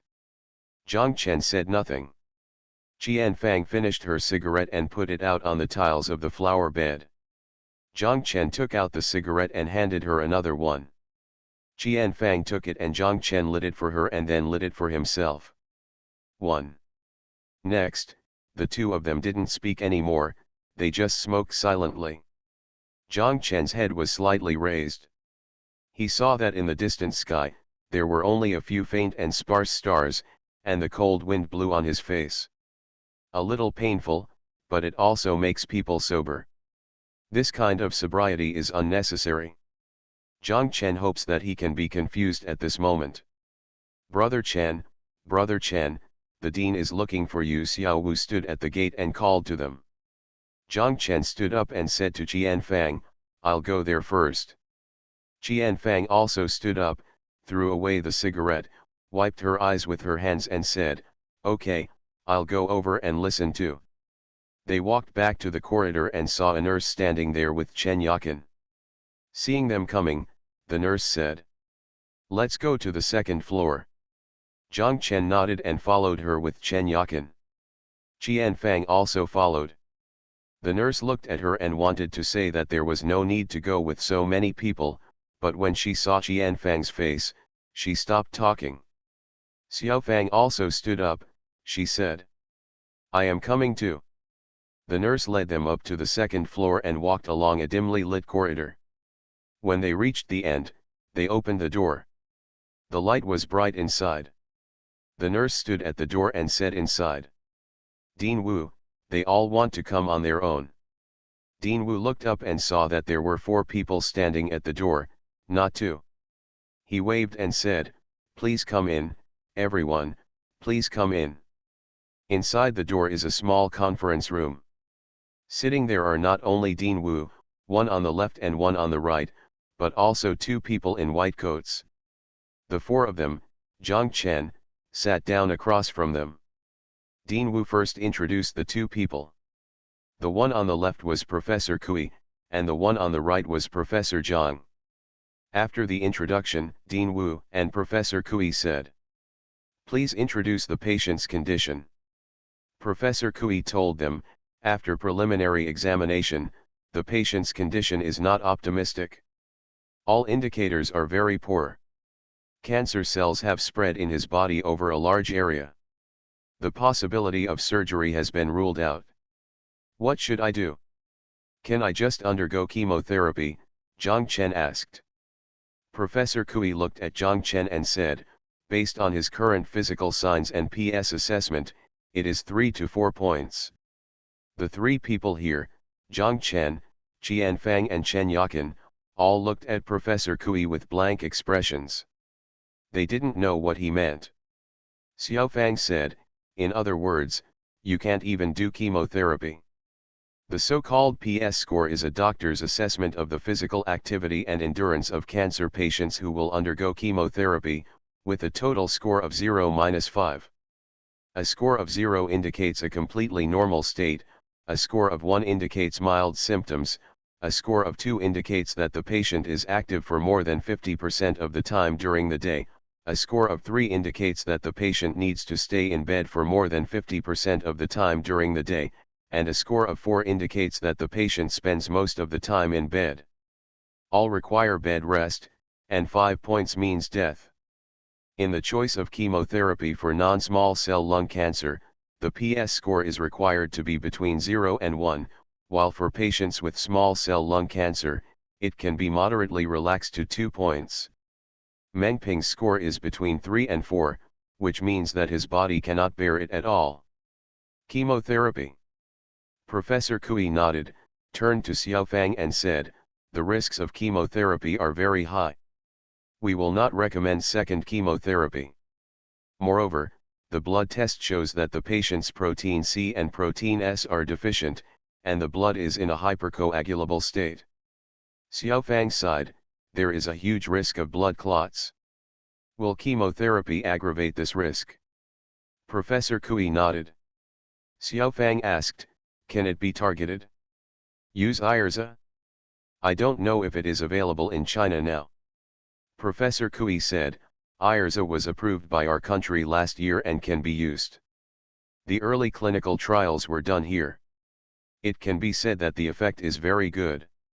However, the current cost of targeting is very high, and it is comprehensive. At your own expense. You don't need to consider the cost. We can treat it no matter how much it costs, as long as you can use the best resources and the best medicine, Qianfang said. Professor Kui nodded. If there is no pressure on the cost, targeting is the best choice at present. However, before targeting, you must first undergo genetic testing. The time for genetic testing can be 7 days at the fastest, and the patient. What kind of genetic test is this? Can't it be speeded up? Zhang Chen asked. 7 days is the fastest, Professor Kui said. Our hospital cannot do this ourselves, it needs to be sent out. Zhang Chen saw that Professor Kui was hesitant in speaking and knew that he had something crucial to say that he had not yet said. Zhang Chen looked at Chen Yakin and said to the other person, Professor Kui, tell us the truth, how bad is the patient's condition? How long can he live in this condition? Professor Kui looked at Dean Wu, who nodded. Professor Kui said, if we are optimistic, it will be 2 months, but we estimate that it should be 1 month. As soon as Chen Yakin heard this, she covered her lips with her hands and burst into tears. Qianfang, who was next to her, quickly reached out and hugged her. I can't wait any longer. My suggestion is a blind audition, Xiaofang said, the earlier the better. Dean Wu asked, are you also a doctor? Xiaofang shook her head and said no, she still knew something about this. Dean Wu nodded and asked Zhang Chen, what are your opinions? Zhang Chen asked Xiaofang, what is a blind audition? Xiaofang said, genetic testing takes too long. Since targeting is the best and only option now, while waiting for the results of genetic testing, we will use IRSA immediately. Can't wait 7 days. Zhang Chen continued to ask, what is the worst result of the blind test? Targeted drugs are different from chemotherapy drugs. They are relatively mild and have few side effects. The worst result is that when the test results come out, Lao Meng does not find the egg for gene mutation. The targeted drugs have no effect, and all the money spent previously was wasted, Xiaofang said. Zhang Chen understood, that is, treating a dead horse as a living horse. Zhang Chen nodded and said, I agree. Zhang Chen asked Chen Yakin again, Chen Yakin, what's your opinion? Chen Yakin said, I don't understand at all. You have decided, and I will listen to you. We require blind auditions, Zhang Chen and Professor Kui said. Professor Kui nodded and said, okay, I understand. Zhang Chen asked Dean Wu, Dean, I'm sorry, can I hear your opinion? It's a personal opinion, informal. Dean Wu pursed his lips, pointed at Xiaofang and said, one of you understands. My opinion is the same as hers. Now, grabbing time is the first priority. After the treatment plan was determined, the meeting ended. Everyone stood up and walked outside. Qianfang held Chen Yakin's hand. Xiaofang fell at the back. She leaned next to Dean Wu and whispered. Dean Wu, I'm sorry, I have no other intention. I just want to ask, if we send the patient to the United States now, is it too late? I still have a certain relationship with MD Anderson Cancer Center. MD Anderson Cancer Center is the #1 cancer treatment center in the United States for many consecutive years and is also a world-renowned hospital. Of course, President Wu knows this. Dean Wu said, my opinion is don't bother. It's too late. If it had been discovered 2 months earlier, it would have been okay. Xiaofang nodded and said, I understand, thank you, Dean Wu. Zhang Chen and the others went downstairs and saw Cao Ziahe and the others still sitting there, with the addition of Su Jiaking, but Li Yang was not seen. Cao Ziahe told them that Lao Meng had already gone to the ward. Li Yang would be here to accompany him tonight while we went to the hotel. Lu Yun said, we have already contacted the hotel. The Kunlun Hotel on Huashan Road is about 400 meters away on foot. It is quite convenient. The Shanghai Hotel diagonally opposite was originally the most convenient, but there are no rooms anymore, and the hotel is relatively convenient old. Zhang Chen said yes, we will go there. Qianfang, you guys stay here first. Little Nail was already asleep in Cao Ziahe's arms, and Xiao Wu wanted to pick him up. Cao Ziahe said, "No, no, no, no, no, no, I'm used to it. When Yuan was this big, I would carry her around." Everyone went outside, arrived at the parking lot, and got in the car. Lu Yun drove at the front. After exiting the gate, she drove along Urumqi North Road at the door to Yan'an West Road, turned right, drove to Huashan Road, turned right again, and saw Jing'an Kunlun Hotel. If you want to walk, just walk along Huashan Road from the hotel entrance, turn right at the Changshu intersection, it is still Huashan Road, and at the end is Huashan Hospital. Zhang Chen stood at the door of the hotel, looked at it, and asked, "Is this place very close to our club?" Lu Yun is right, go straight past Changshu Road and you will reach your club, which is only a few hundred meters away. Thank you Quadratic VC for the reward. Thank you to Kinkin's dad, Gongzimianzi, Mountain Green Bamboo Shoots, Purple Puppet, and Book Friends 201807161726511169 for their monthly votes. Thanks for all the votes and reading. I wish you all good health. You are listening to Novels at Bless Up channel. Wish you happiness and luck. Please subscribe to receive new novels. How do you feel about this novel? Please like and leave a comment. The Pentium Era, South to North.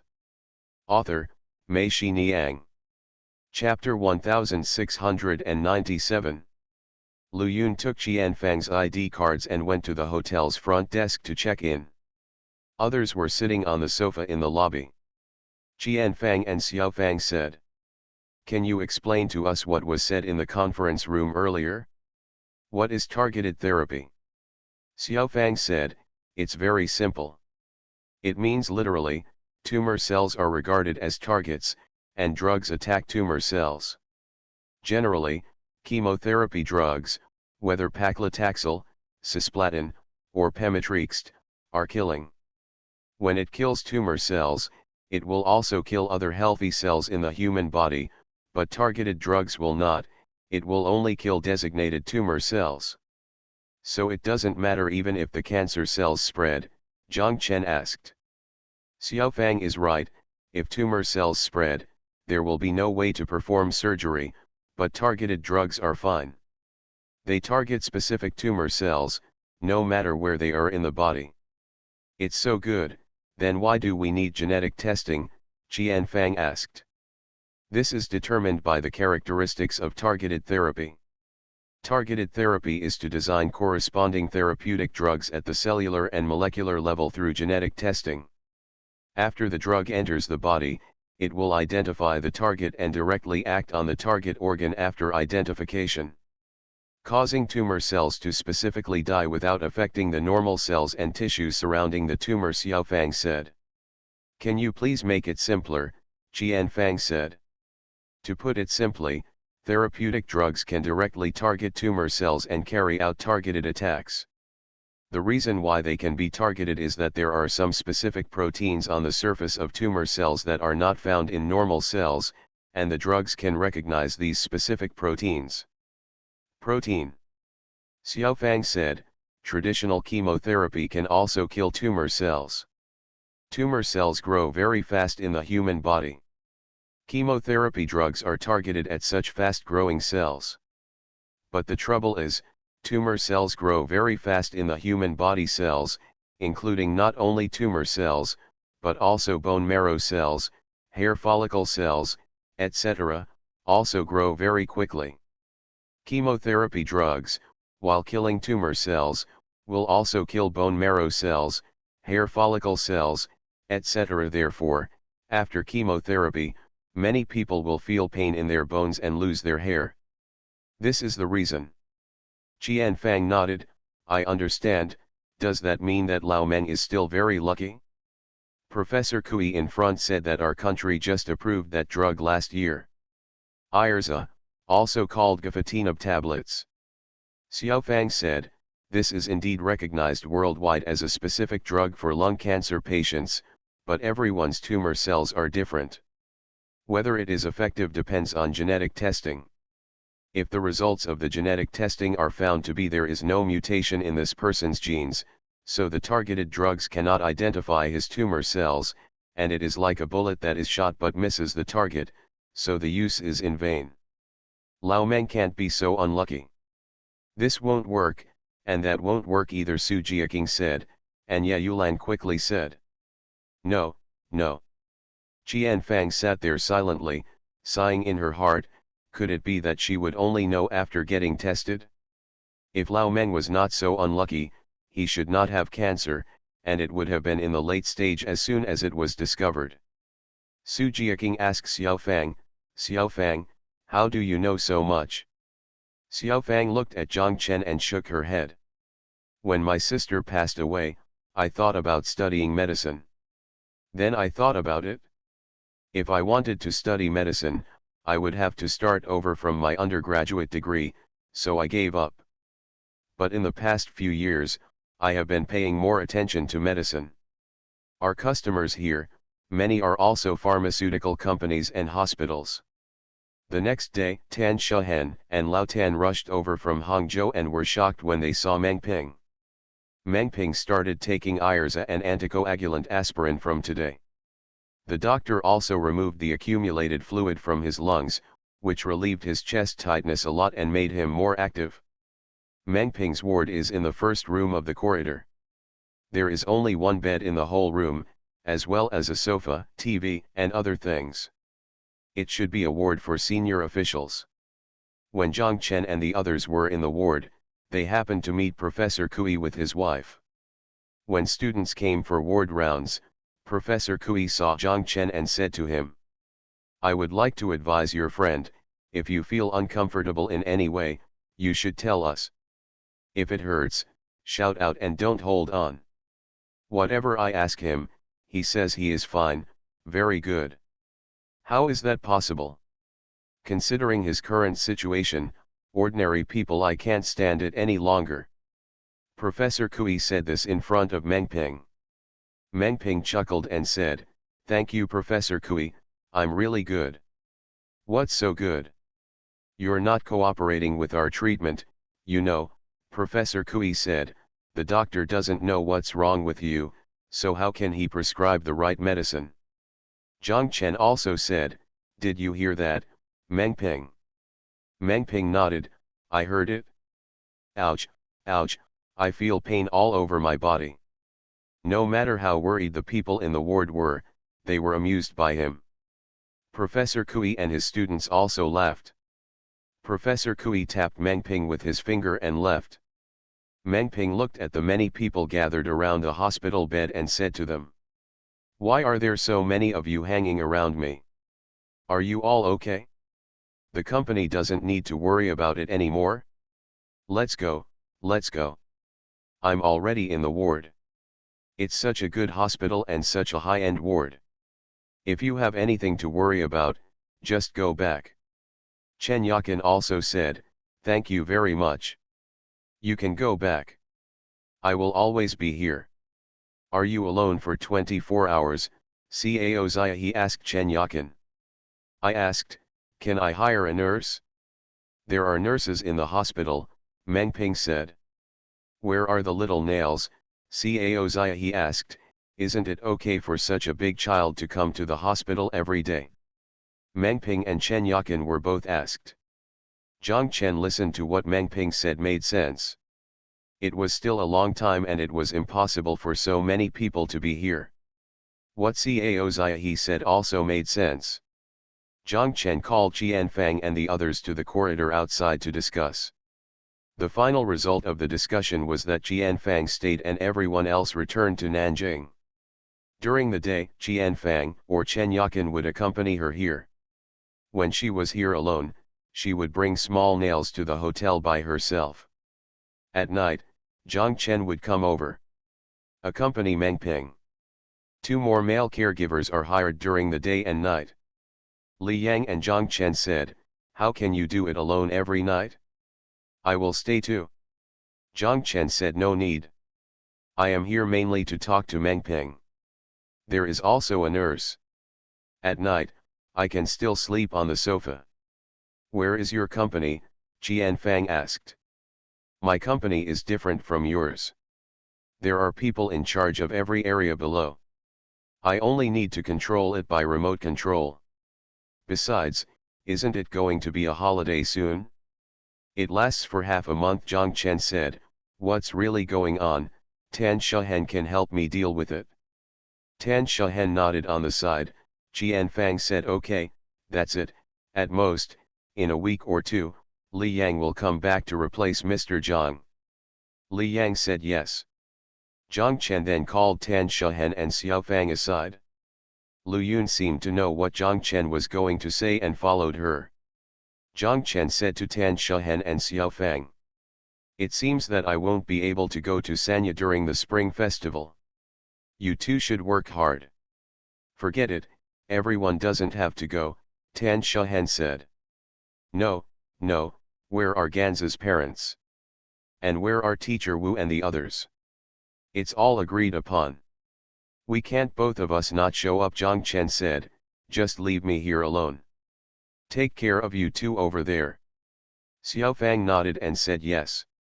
I'll stay too, Lu Yun said, if anything happens, I can find connections here. In comparison, Zhang Chen, I am familiar with Shanghai. Zhang Chen said yes, Lu Yun, you stay. After the matter was settled, Li Yang and Su Jiaking went back to Nanjing in the afternoon. Tan Shahen and Lao Tan also went back to Hangzhou. Xiao Wu took their car and left. Before leaving, Lao Tan said to Zhang Chen, don't worry about things on the construction site, I will keep an eye on it. Both Lao Tan and Tan Shahen knew that it was not going well and Meng Ping's time was running out. Lao Tan patted Zhang Chen on the shoulder and said to him, brother, you should spend more time with Meng Ping. Zhang Chen nodded and said, thank you, brother. Tan Shahen sneered from the side and cursed, there is another brother who has gone to who knows where. I really want to kick him. Both Zhang Chen and Lao Tan knew who Tan Shahen was talking about, and neither of them said a word. Tan Shahen and Zhang Chen said, don't worry about the company, I will go around every day. Zhang Chen said yes. The brigade had just left. Zhang Chen, Xiaofang, and Lu Yun were also preparing to go back. Xiaofang and Lu Yun had already gone downstairs. Zhang Chen wanted to say a few more words to Meng Ping. When the second goods arrived, Zhang Chen called Xiaofang and asked them to go first. When the second-rate guy saw Zhang Chen, he cursed, instructor, you didn't even tell me about such a big thing. Then how did you know? Zhang Chen asked. Forced, I called Xiao Wu to ask about Hefei. He told me, so I came over right away. The idiot turned around and cursed at Meng Ping again, you were forced to raise me, Lao Meng, where have you been after all these years? Meng Ping was a little embarrassed to be asked by the second-rate guy. He could only laugh and said, I haven't gone anywhere, so I'm just being a coward. Second-rate guy, I've heard that, all these years when I was a coward, you, the second boss, but it's very prosperous. The second boss chuckled, and Zhang Chen was right, however, now it is no longer the second boss, but the forced king, who has published a forced raising manual. Meng Ping laughed loudly, and immediately started coughing again. Qianfang quickly said, stop teasing him. The second-rate guy said, it's okay. Just smile, smile, smile, and get up. Take another photo, damn, all the cancer cells have escaped. Qianfang also laughed. While they were chatting and laughing, two people came in from the door, but they were Sun Ho and Huang Jianren. Meng Ping said, why are you here? What, we are not allowed to come yet, Sun Ho said, I am not Li Yang, I can come and go freely. By the way, Lao Meng, Li Yang asked me to say hello to you on his behalf. Thank you, Meng Ping said, if it weren't for Li Yang's great reputation, I wouldn't be able to live here. Sun Ho and Huang Jianren laughed. Sun Ho looked around the entire ward and said to Meng Ping and Zhang Chen, how about it? When Li Yongzhen started to engage in privilege, it was still very useful, right? Zhang Chen said it worked, but no one had such a big reputation. It was midnight, and the dean was still waiting in person. When he arrived, he started checking overnight. Sun Ho nodded and said to Meng Ping, it's you, Lao Meng, Li Yong, who will make an exception. Even if I die in front of him, he won't care about me. That's because you don't have to worry about it, Meng Ping said. Thank you 0HJKLG for the tip. Thank you Xiaowang and Tianying 1978 for your monthly votes. Thanks for all the votes and reading. Have a good evening everyone. The Pentium Era, South to North. Author, Mei Shi Niang. Chapter 1698. Sun Ho and Huang Jianren are here, and with the second-rate goods, Meng Ping's ward is very lively. Chen Yakin is watching from the side, and she is also very happy. She can see that Meng Ping is very happy today, he is really happy, not just pretending. After knowing that he had this disease, although Meng Ping pretended to be very relaxed on the surface, Chen Yakin could see that he was actually worried, and his body was getting worse day by day. Chen Yakin looked anxious, but helpless. This was also what prompted her to call Zhang Chen, was that she knew that Meng Ping would be happy when he was with them. The knot in Meng Ping's heart also needs Zhang Chen and the others to untie it. Not only after knowing that she had the disease, Chen Yakin felt that it was even earlier. Something happened to Lao Ni long ago. Meng Ping and Lu Ligan were like two children who got into trouble. After escaping, Meng Ping was always in such a state.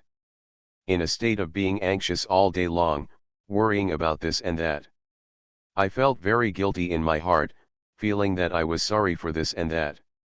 In front of Chen Yakin, he tried his best to pretend to be the old Meng, but Chen Yakin knew that the old Meng was gone and could not come back. Lao Meng's heart was always bitter. Chen Yakin even suspected that the reason why Lao Meng was like this was could getting cancer be related to his long-term inner depression? Chen Yakin had no better way. Apart from staying by his side silently, she felt that there was nothing she could do. She could never get into Lao Meng's heart. Lao Meng's heart is like an isolated island, with high fences erected around it.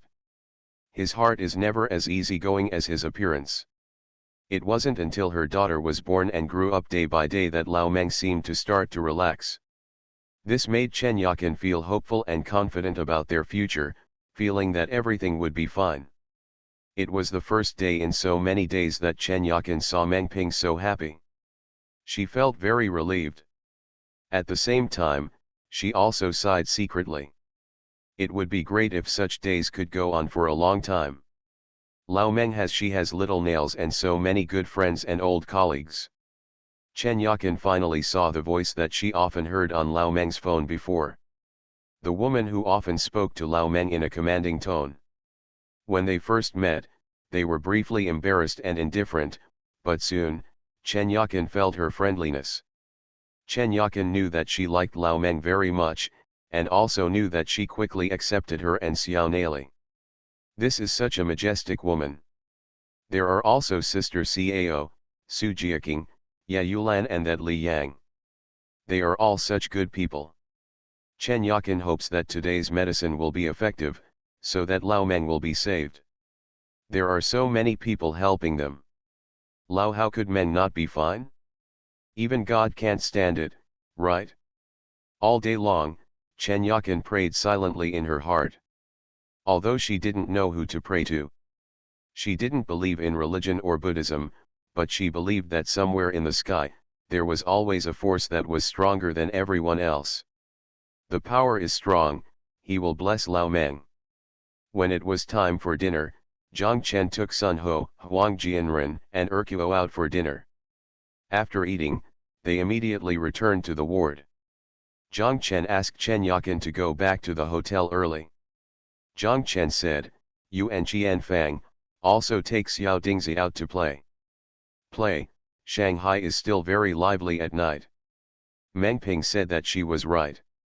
Little Nelly had been living in that small place since she was born. She had no friends and was too timid. When she came to Shanghai, she took her to have some fun. Chen Yakin left. Zhang Chen and the nurse Lao Tao also said, "If you have something to do, just go and do it, we are here." Lao Tao was a little embarrassed.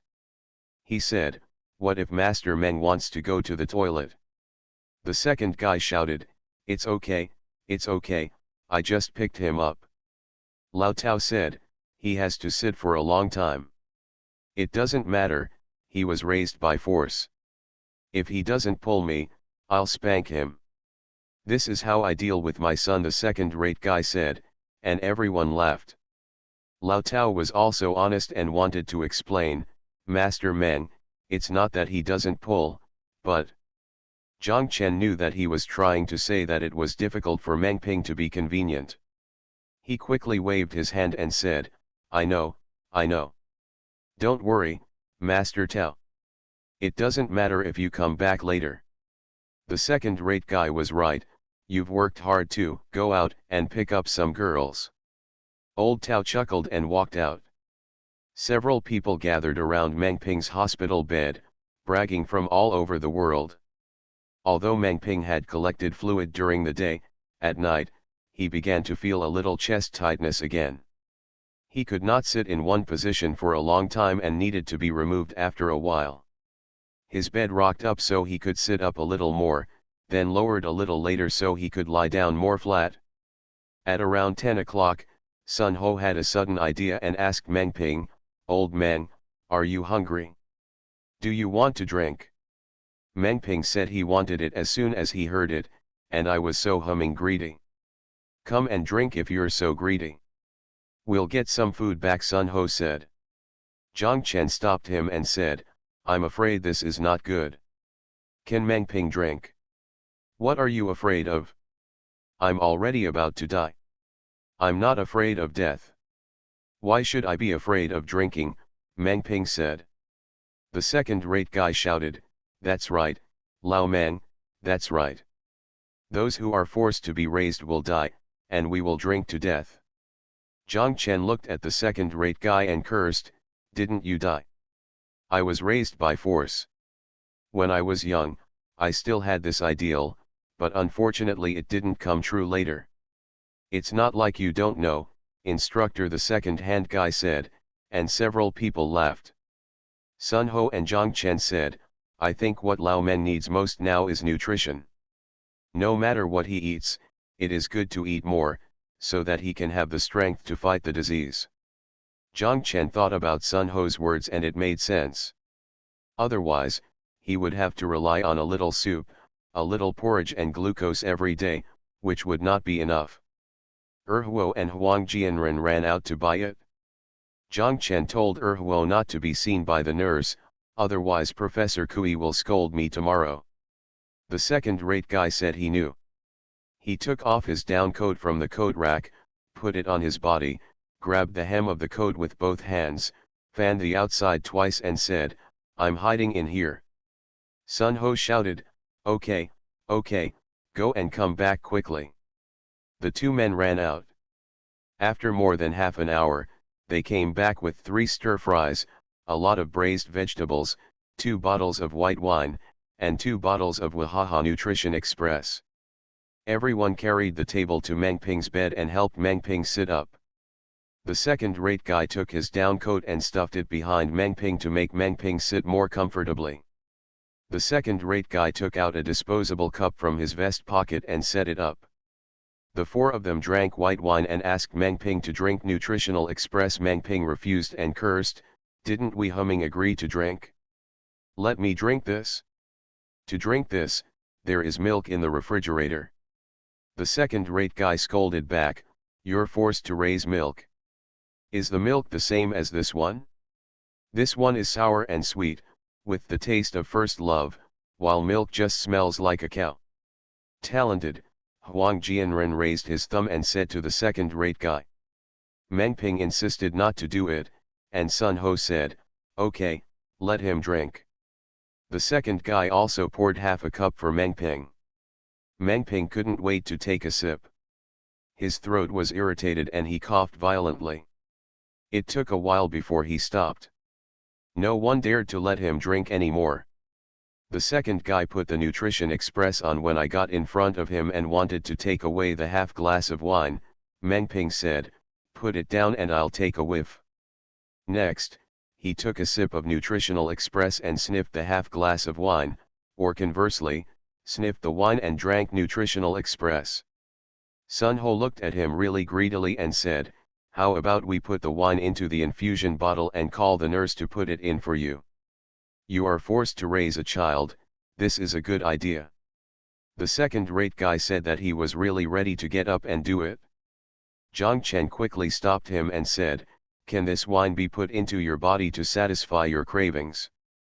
Isn't it worse than watching porn movies to satisfy your cravings?"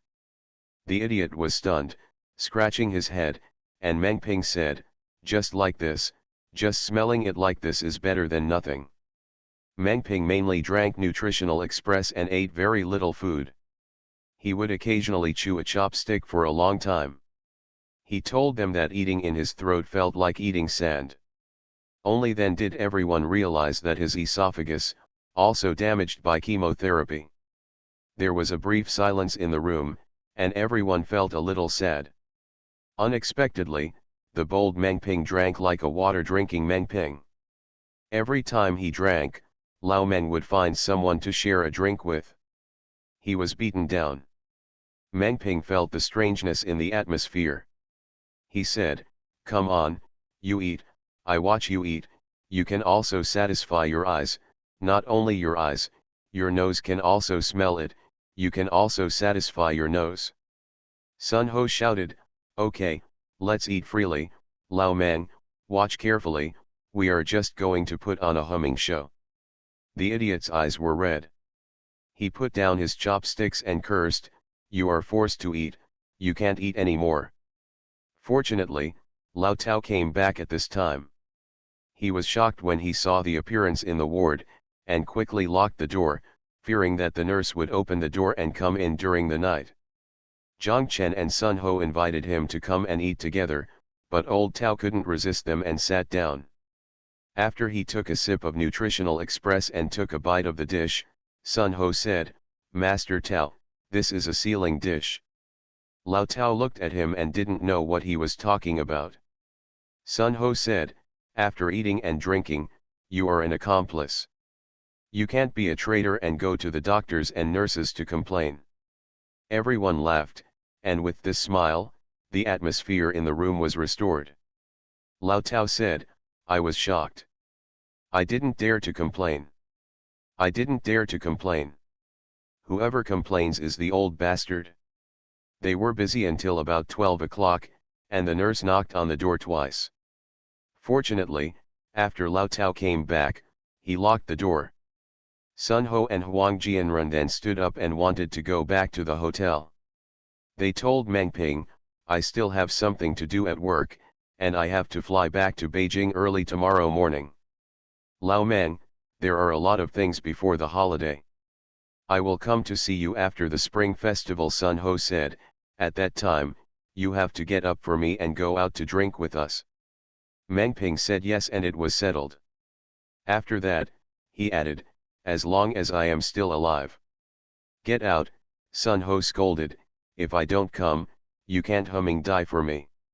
Lao Tao said quickly, "No, no, Master Meng is much better now than he was in the morning, and he will definitely get better day by day." Sun Ho bowed his hands to old Tao Gong, "Thank you, thank you, thank you Master Tao for your words." The second-rate guy also wanted to go back. Zhang Chen said, "If you drink, don't drive for me." Huang Jianren said, "Go to the hotel and sleep with me." The second-rate guy said, "Shit, I want to go back and sleep with my wife." Song Jiang, it's all about stepping on the accelerator. "Don't open it for me even if you step on the accelerator," Zhang Chen scolded. "Okay, instructor, I'll make a call," the second guy said and took out the phone. Zhang Chen asked, "Who are you calling?" The second-hand guy rolled his eyes at him and said, "At this time, in the middle of the night, we have more than 100 drivers delivering goods in Shanghai. I guarantee that after making the call, the car will arrive before anyone reaches the gate. Zhang Chen said yes, you fight. The second cargoman called back to the base, and sure enough, there were 5 or 6 cars nearby. The second cargoman told the dispatcher to send a driver over to help me drive the car back. Thank you for the reward of 2 fishes at one time and 3 o'clock in the middle of the night. Thank you for your monthly votes from Tianwei, Hurricane 0669, Book Friends 201901092142571774, and, How, Moral Flame, Captain Jim, Pai Wuzun, and Book Friends 201808030256355047. Thanks for all the votes and reading. I wish you all good health. The Pentium Era, South to North. Author, Mei Shi Niang. Chapter 1699.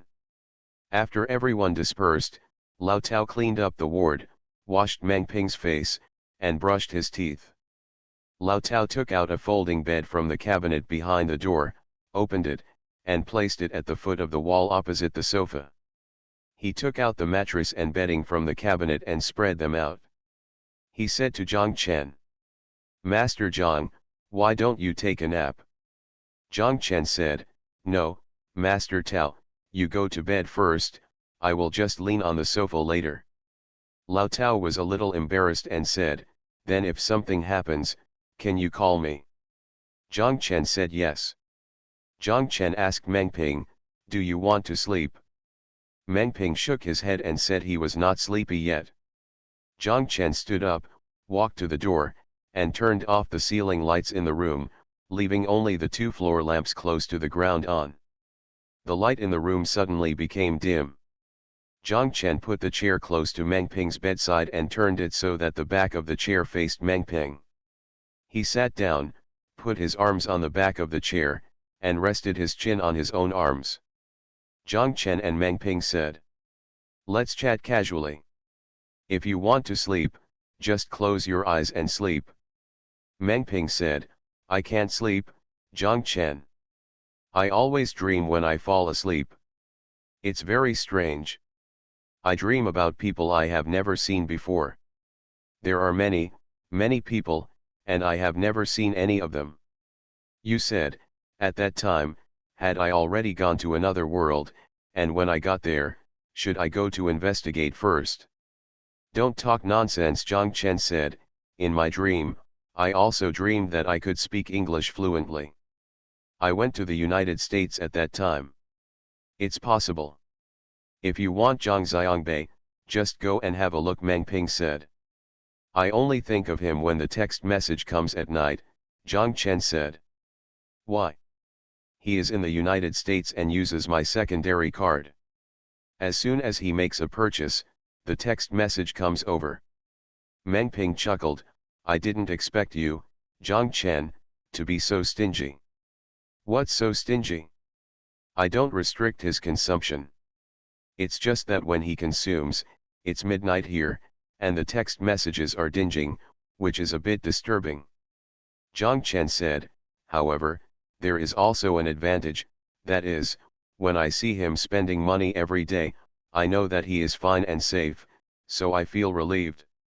If there were no text messages for 2 nights in a row, I would be worried." "You have to call.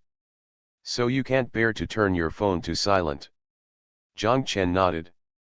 Meng Ping smiled softly and said, "When a son travels thousands of miles, the father is also worried."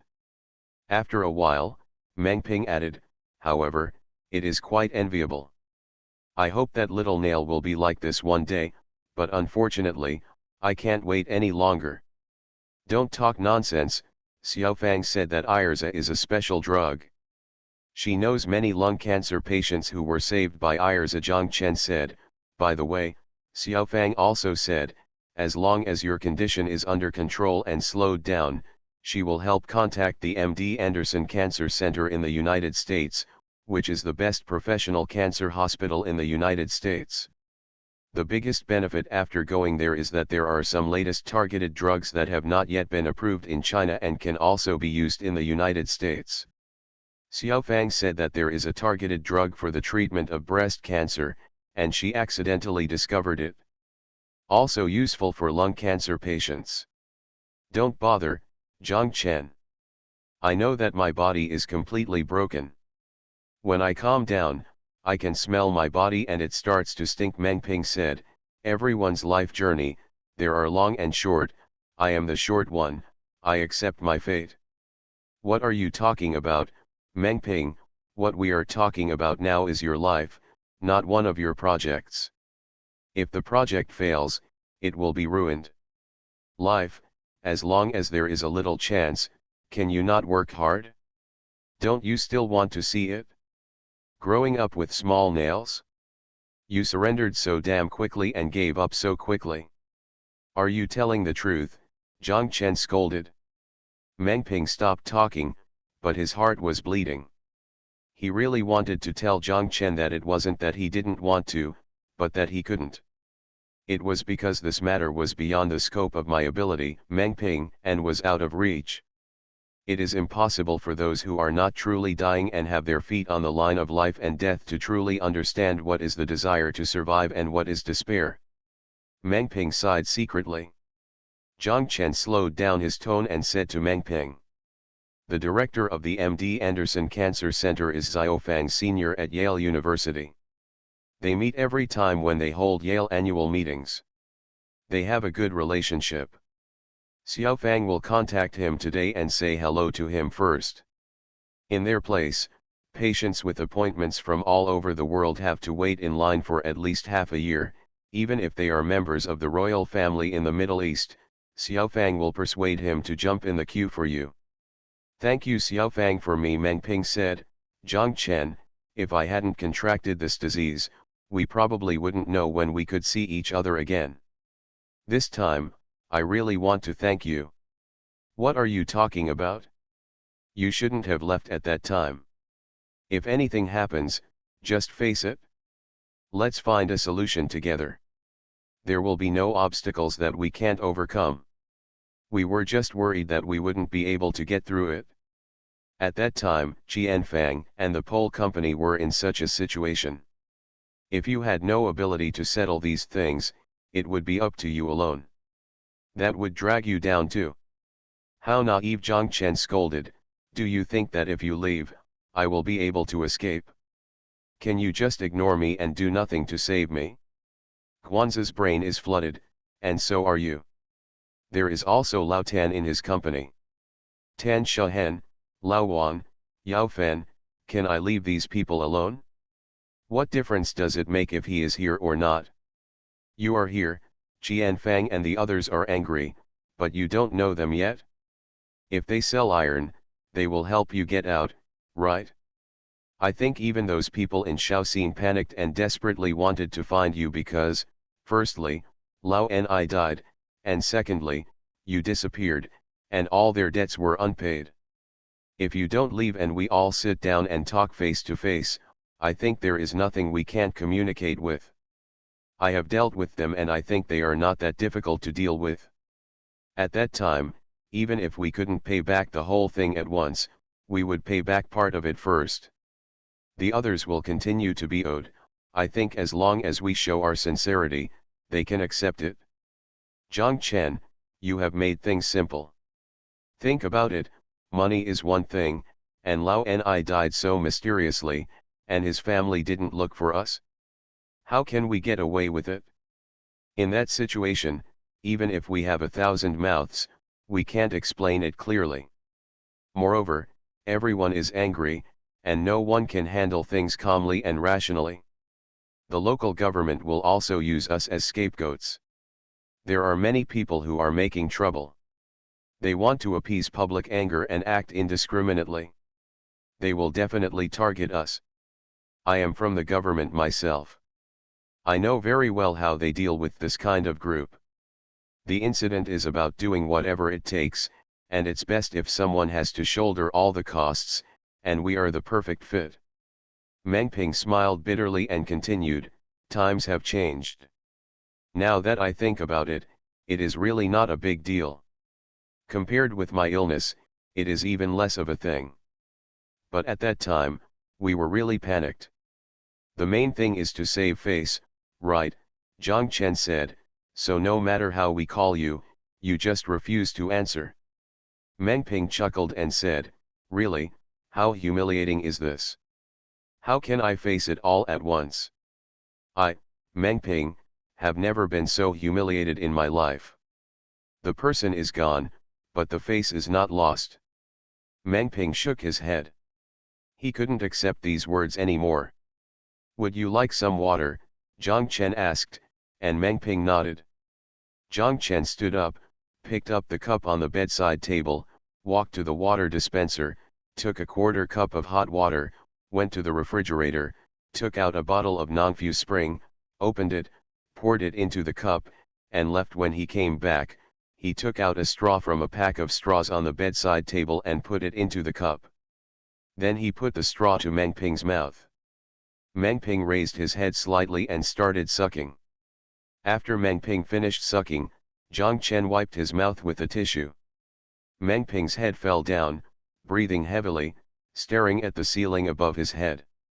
When his breath became smoother, he sighed and said, "Oh, Zhang Chen, lying in bed, I often think of how high-spirited I was when I was young. I went to Hainan alone. I thought I was fighting all my life. In fact, I was gambling. I put myself, my life is all gambled. Zhang Chen, after I die, if you write a tombstone for me, just write that the life of a gambler is buried here, haha. Don't say such depressing words. Don't be discouraged. This is a happy explanation of the funeral.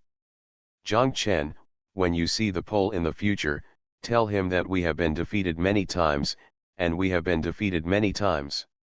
However, the battles we have fought together in this life are still the same. Defeat is glorious, I have no regrets. Don't talk nonsense, tell him yourself, Zhang Chen said. Okay, I told him myself, I told him, this bastard, I really miss him a little bit. I went and told him myself, I'll wait, there will always be a day when we meet, I'll wait. Meng Ping kept talking, and finally turned into a murmur. When there was no sound at all, Zhang Chen stood up and took a look, and found that Meng Ping had fallen asleep. Zhang Chen sat there, looking at Meng Ping, who was sleeping. All the things that kept flashing in his mind were the past. Zhang Chen sighed in his heart and said, yes, Meng Ping, we fought together, and we have to fight again. Keep fighting, but I didn't expect that you would be a deserter now. Ouch! Meng Ping screamed. Zhang Chen quickly stood up and looked closer. Meng Ping's eyes were still closed. Zhang Chen called softly, Meng Ping, Meng Ping. Meng Ping said nothing and continued to sleep. Zhang Chen understood that this guy could pretend during the day but still felt pain in his sleep. Lao Tao was also awakened by Meng Ping's cry. He sat up on the bed and asked, is Master Meng okay, while putting on his coat. Zhang Chen said shush and said softly to Lao Tao, fall asleep. Zhang Chen stood up, walked over and sat down on the sofa, face to face with Lao Tao. Lao Tao said to him, Master Meng is actually in pain. He just can't scream. I have been working as a nurse in the hospital for so many years. I have never seen anyone who can endure pain like this. There are others like him. Oops, he would scream all night, so he had to ask the nurse to give him Demerol, and he still wanted to take it right away. Thank you Zhengkang Haya for the tip. Thank you Zhengkang Haya, Li Rujin, Lao Shenza Sang, Tian Wei, and book friends 201911021135467118 for your monthly votes. Thanks for all the votes and reading. I wish you a nice weekend. You are listening to Novels at Bless Up channel. Wish you happiness and luck. Please subscribe to receive new novels. How do you feel about this novel? Please like and leave a comment. The Pentium Era, South to North. Author, Mei Shi Niang. Chapter 1700. At noon, Han Emperor Liu Bang, Wang Minsheng, Chu Tianlin, Lao Tang, and Lin Shuwen came to Shanghai from Hangzhou together. Wang Minsheng brought a cake and a large bag of various snacks. He told Meng Ping, "Brother Meng, listen. Say your daughter is here too and I made it specially for her." Meng Ping quickly said thank you, thank you, thank you Minsheng. Qian Fang immediately called Chen Yakin and asked her to bring small nails. There are good things here. Lin Shuwen didn't see Zhang Chen in the ward and asked, "Where is my brother?" "My brother is out. I'll call him." Meng Ping quickly said, "Don't fight, he went back to sleep. He was here all night last night and didn't get much sleep." Lin Shuwen said oh and put the phone back into her bag. Old Tang was scratching his head and laughing. Lin Shuwen looked at him and asked, "Fat brother, you smile so stupidly, what's wrong?"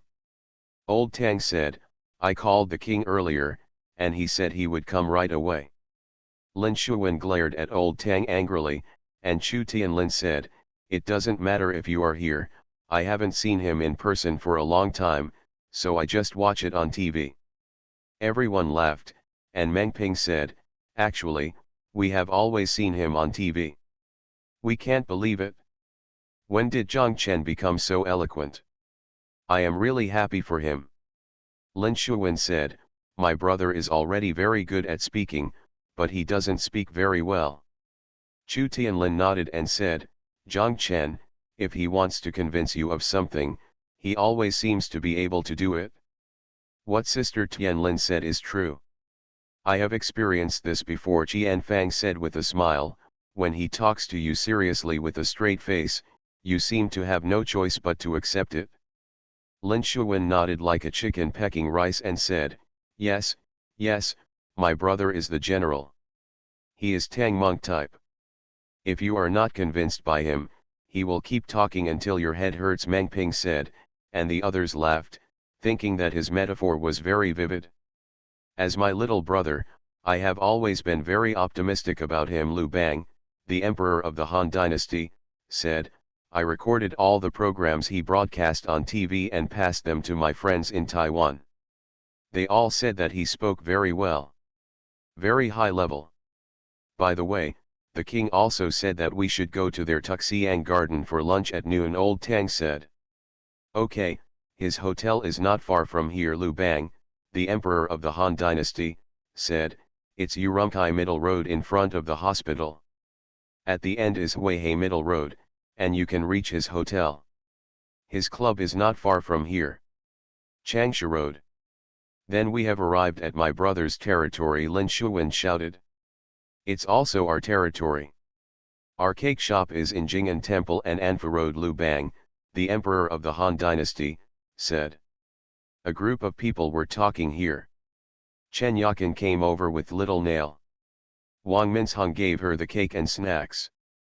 Little Nail's eyes were staring at the cake and couldn't leave. Chen Yakin asked her to thank her uncle. Little Nail's eyes he didn't look up and said, "Thank you, Uncle Cake." The adults burst into laughter. "What makes you so happy?" Zhang Chen heard their laughter outside the door and walked in while laughing.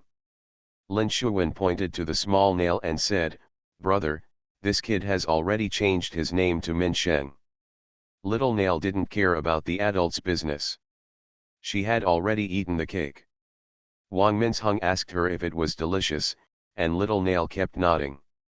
Wang Minsheng said, "If it tastes good, Uncle will take you to our store in the afternoon. There are many cakes there. You can see what you like to eat, okay?" Little Nail nodded desperately. Zhang Chen asked everyone to go to Tuxianjiayuan Hotel for dinner. He asked Qian Fang and Chen Yakin to go with Little Nail. Chen Yakin said, "You go, I'll be right here." Meng Ping said, "It's rare for everyone to meet for the first time, so you can go too. There are nurses here anyway. Yakin, when the time comes, you can toast everyone a glass of wine for me." "Thank you everyone." Chen Yakin said yes. Zhang Chen asked Meng Ping if he wanted to eat anything. Meng Ping said, when I talk about your Tuxiang garden, I want to eat too much, but it's a pity here. As he spoke, he pointed to his throat, and Lin Shuwen said, Brother Meng, get well soon. When you get better, I will eat with you every day. Old Tang shouted, I want to have a drinking contest with you, Old Meng. It seems that we haven't decided the winner yet. Meng Ping said with a smile, the national army is here, and you still dare to talk about fighting for wine.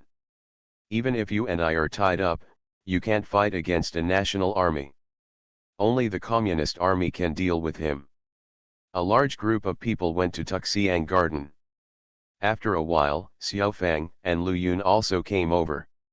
Lu Yun, Lin Shuwen, Chu Tianlin, Han Emperor Lu Bang and Wang Minzheng all met for the first time. When they introduced each other, Lu Yun knew that Han the great ancestors Lu Bang and Wang Minzheng, the owners of the Black Forest cake shop, exclaimed in surprise. I often go to your store. The food in your store is so delicious. Does that Black Forest milk tea also belong to you? Lu Bang, the emperor of the Han dynasty, said yes. Very good. Lu Yun said that she is very optimistic about the future development of the milk tea shop. She feels that as long as the store area and decoration are improved, it can become China's Starbucks. She is very interested in turning it into an international brand while developing domestically. I am also going to develop abroad and strive to be listed in the United States. I wonder if there is any possibility of cooperation. Good great ancestor Lu Bang said yes, since you are my little brother's friend, that is, my friend Lu Bang, the great ancestor of the Han dynasty, of course we can cooperate together. Lu Yun said, then when I take out the entire plan, I can come to brother Lu to discuss the cooperation plan in detail. Lu Bang, the emperor of the Han dynasty, said it was okay. Xiao Fang whispered to Lin Shuwen, Sister Shuwen, I don't care, if Sister Lu Yun poached brother Lu, then I will stare at you to death. Lin Shuwen looked at Xiao Fang and said, why are you staring at me? I don't know how to make milk tea. Xiao Fang giggled, I'm not looking for you to make milk tea, I'm looking for you to industrialize and scale your LinkedIn foreign language school. Lin Shuwen said, okay, we are all members of my own family. You can do whatever you say. Xiao Fang, I will listen to you. Thank you, Sister Shuwen, Xiao Fang said. After eating, Zhang Chen asked the chef to make chicken soup for Meng Ping. They took the chicken soup back to the hospital. Wang Minzheng led Xiao Dingzi to their cake shop. Xiao Fang said, I will go too. I want to drink the food made by brother Minzheng for me. Milk tea. Min Sheng said yes. Lu Yun shouted, do you still have this kind of treatment? Then I'll go too. 3 adults and a child parted ways with the others. In the afternoon, Lu Bang, the great ancestor of the Han dynasty, left, and Wu Ziyawai and Wei Venfang came again. Meng Ping said strangely. How do you know I live here? The king forced him to tell us, Wu Ziyawai said. Meng Ping was stunned for a moment before he realized that what Wu Ziyawai was talking about was second-rate. Wu Ziyawai asked Meng Ping, Old Meng, where have you been hiding for so many years?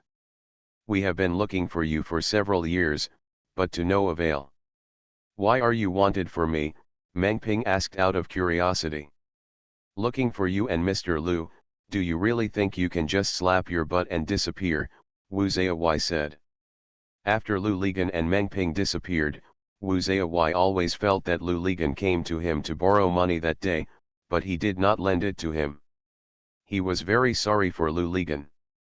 After a big quarrel with Wei Venfang about this, although he was beaten by Tan Shuhen and Zhang Chen persuaded them to reconcile, but Wu Ziyawai still complained about Wei Venfang.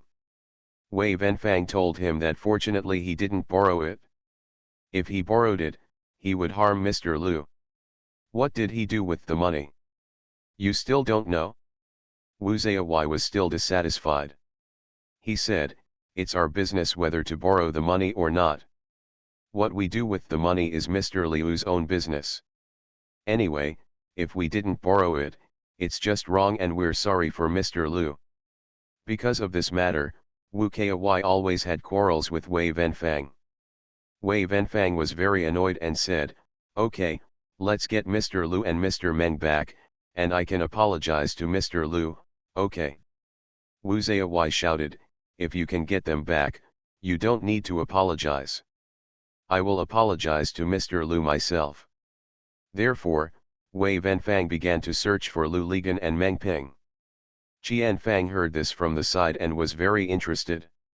She came over and asked, "Why are you wanted?" Wu Zaiwai told Qian Fang that all his company's drivers across the country have photos of Lu Ligan and Meng Ping in their cabs, and all couriers across the country have photos of Lu Ligan and Meng Ping on their bodies. They will report to the head office immediately and will be rewarded. When Qian Fang heard this, he praised him greatly and offered a reward for his arrest. "This is really a good idea. Wei Venfang, you are really a genius. We have set up a dragnet, but we still haven't found you. Lao Meng, tell me honestly, where have you been hiding in the past few years?" Wu Zaiwai asked. Meng Ping said, "An inconspicuous little place, Ningguo." "We have a branch in Ningguo," Wu Zaiwai shouted. "Ningguo is such a big ass, but they didn't even notice you." "No, I'm going to deduct the general manager's bonus. This is completely inaction." Meng Ping smiled and quickly waved his hand and said, "Well, I really can't blame them. I just act like a coward and don't go out much. You go out so often that I can't see you. If you don't go out, it should be easier to find you. Don't you buy things online? Is there no express delivery?" Wu Zaiwai asked. Meng Ping said to buy it. "Express delivery is also available, but they all use my wife's account number, and the express delivery is always sent to my wife's work." "No wonder," Wu Zaiwai said. "How about it, Wu Kai? The higher the Tao, the higher the demon, right?"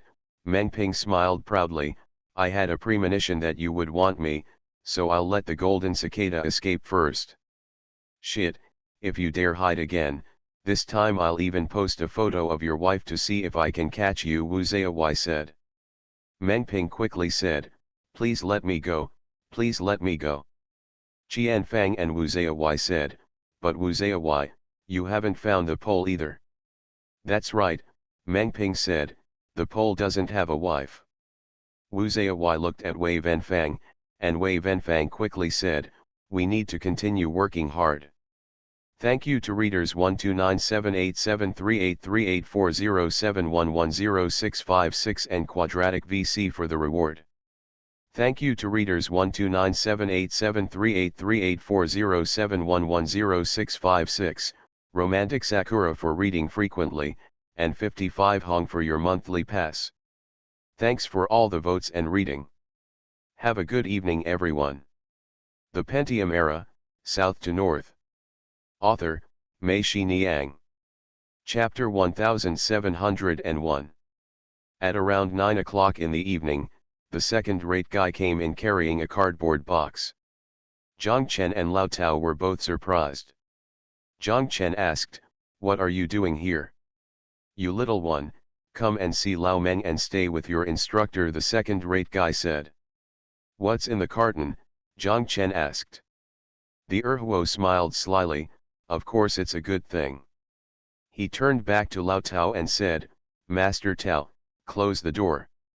Old Tao saw that the door was closed, understood, walked over, and locked the door. The second-hand cardboard box was placed on the coffee table. He walked away and moved the table to Meng Ping's bed.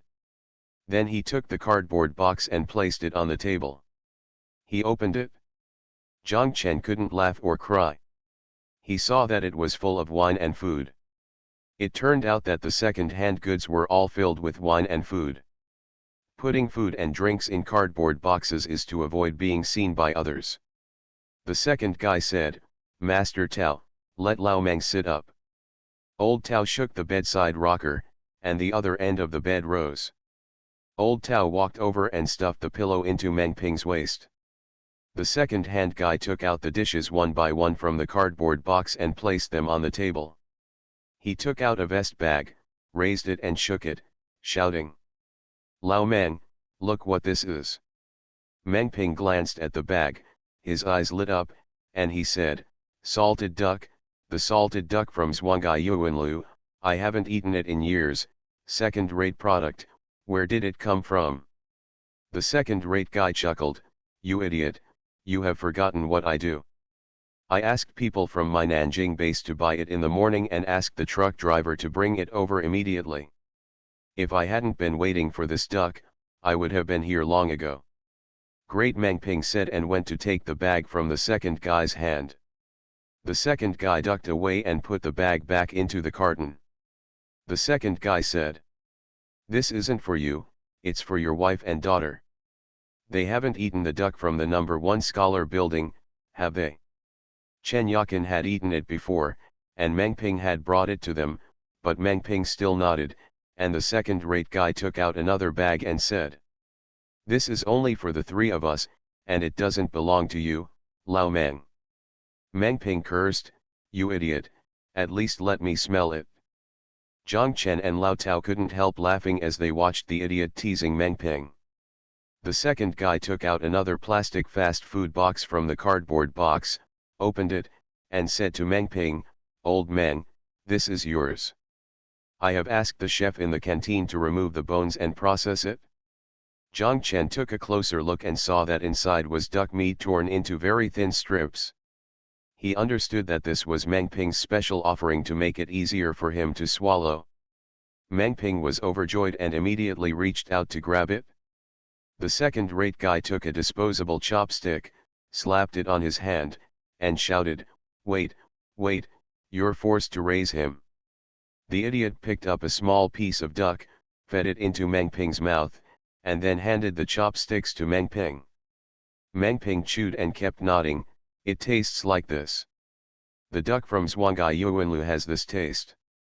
I thought I wouldn't be able to eat it before I died." "Get out," Zhang Chen cursed. Meng Ping said, "Okay, I won't die. I can't die for this duck." The second guy picked up the 2 ducks and put them in the refrigerator. He came back and asked Lao Tao to sit down and eat together. Lao Tao got familiar with them and was no longer so polite.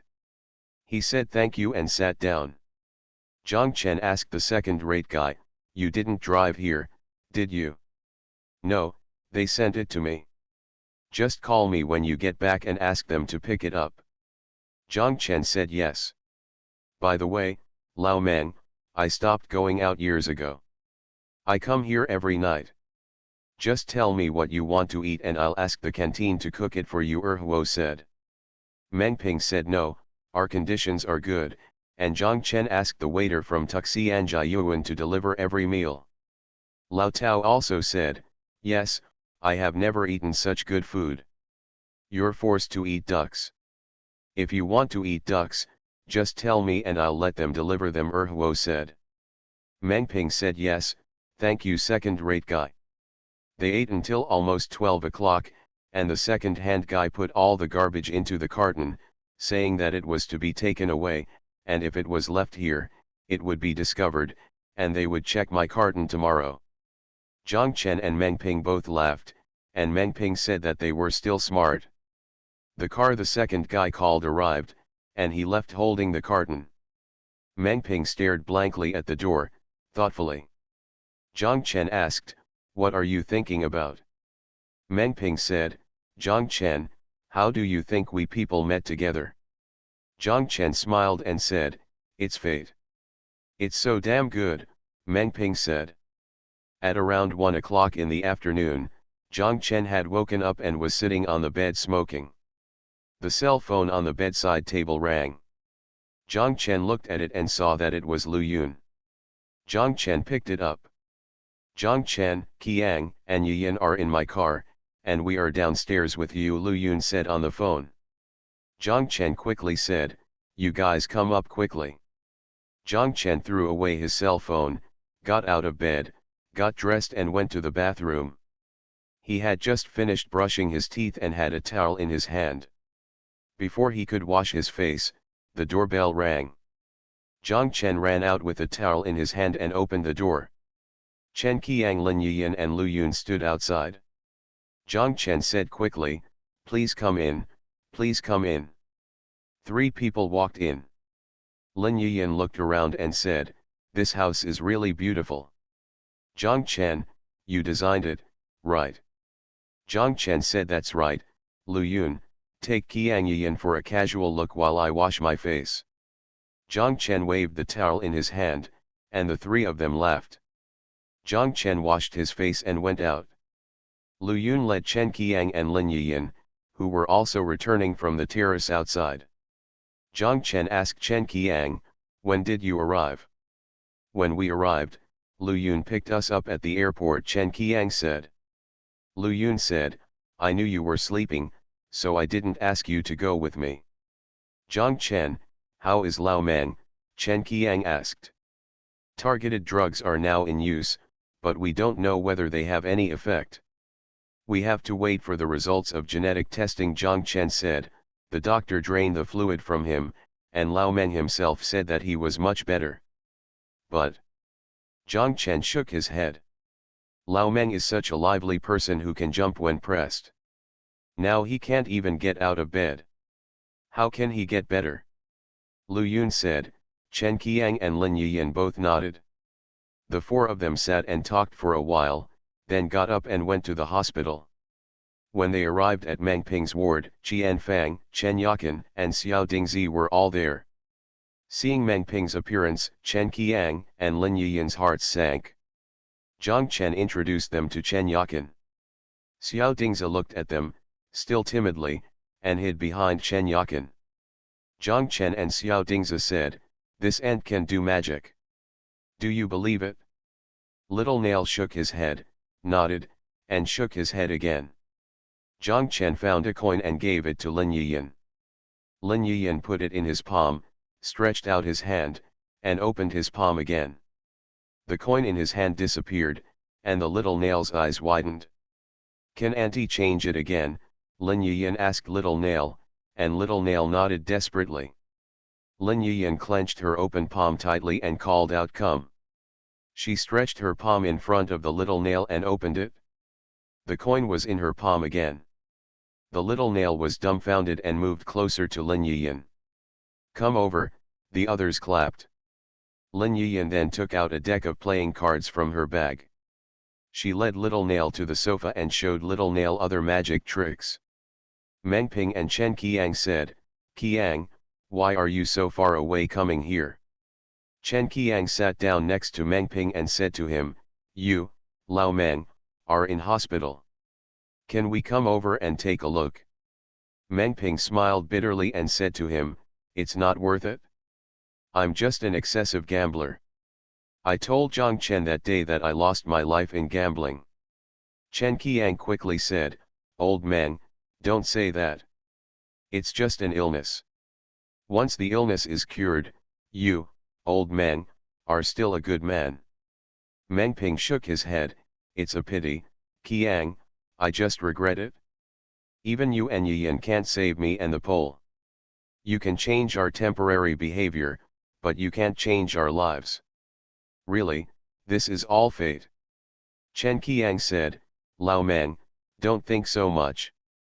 Zhang Chen, Qian Fang, and Lu Yun were listening on the side, and they felt that there was something in their words, but they were not very clear about what they were talking about. It was not until they had dinner together in the evening and asked, that Chen Qiang told them for the first time that he was in their casino, encountering Chen Qiang and Lu Ligan. Zhang Chen remembered how later, when Old Tang and Lin Shuwen got married, they went to Chen Qiang's casino and Meng Ping and Lu Ligan looked anxious. Zhang Chen sighed and said to Chen Qiang, "I can't help it, it's really my fate. Think about Lao Meng's projects, every time they are like a gamble, and..." Qian Fang did not continue. She looked at Zhang Chen. Zhang Chen understood that what she wanted to say was that there was also a matter of national heritage. Wasn't it also a gamble? Gamblers' eyes do not need external things to blind them. Their own desire to win is enough to blind them. At the last time, Chen Yakin told Zhang Chen and the others about the scene at that time. Zhang Chen and the others were dumbfounded. This Pole and Meng Ping were really making a big humming gamble. Lu Yun remained silent. She didn't need to listen to Chen Yakin. She understood when she knew that Meng Ping and Lu Ligan were Lao Ni's accomplices. The board can explain everything and show everything. On the board, what Lu Yun saw at that time was a group of gamblers running wildly, making an innocent death struggle, and finally dying. After eating, they returned to the ward. Zhang Chen and Chen Qiang were chatting with Meng Ping in the ward. Lu Yun, Qian Fang, Chen Yakin, and Lin Yiyan went out with Xiao Ding. Lin Yiyan must buy clothes for Xiao Ding. She said that she likes small nails too much. Lu Yun took them to Huihei Middle Road. Chen Qiang and Meng Ping said, "Old Meng, my daughter is very cute." Meng Ping nodded. Chen Qiang added, "My wife is also very nice." Meng Ping still nodded. Chen Qiang held Meng Ping's hand and said to him, "Old Meng, for no other reason than for your family, you must get better. In the past, you were the backbone of the company, the backbone of the project, and the backbone of many people. Now, you are the pillar of your family, and the pillar cannot fall. Do you understand, Lao Meng?" Meng Ping smiled bitterly, but still nodded. "Thank you Quadratic VC, there are too many Ronalds, ranked third from top to bottom, two fishes one above the other, and for the reward at 3 o'clock in the middle of the night.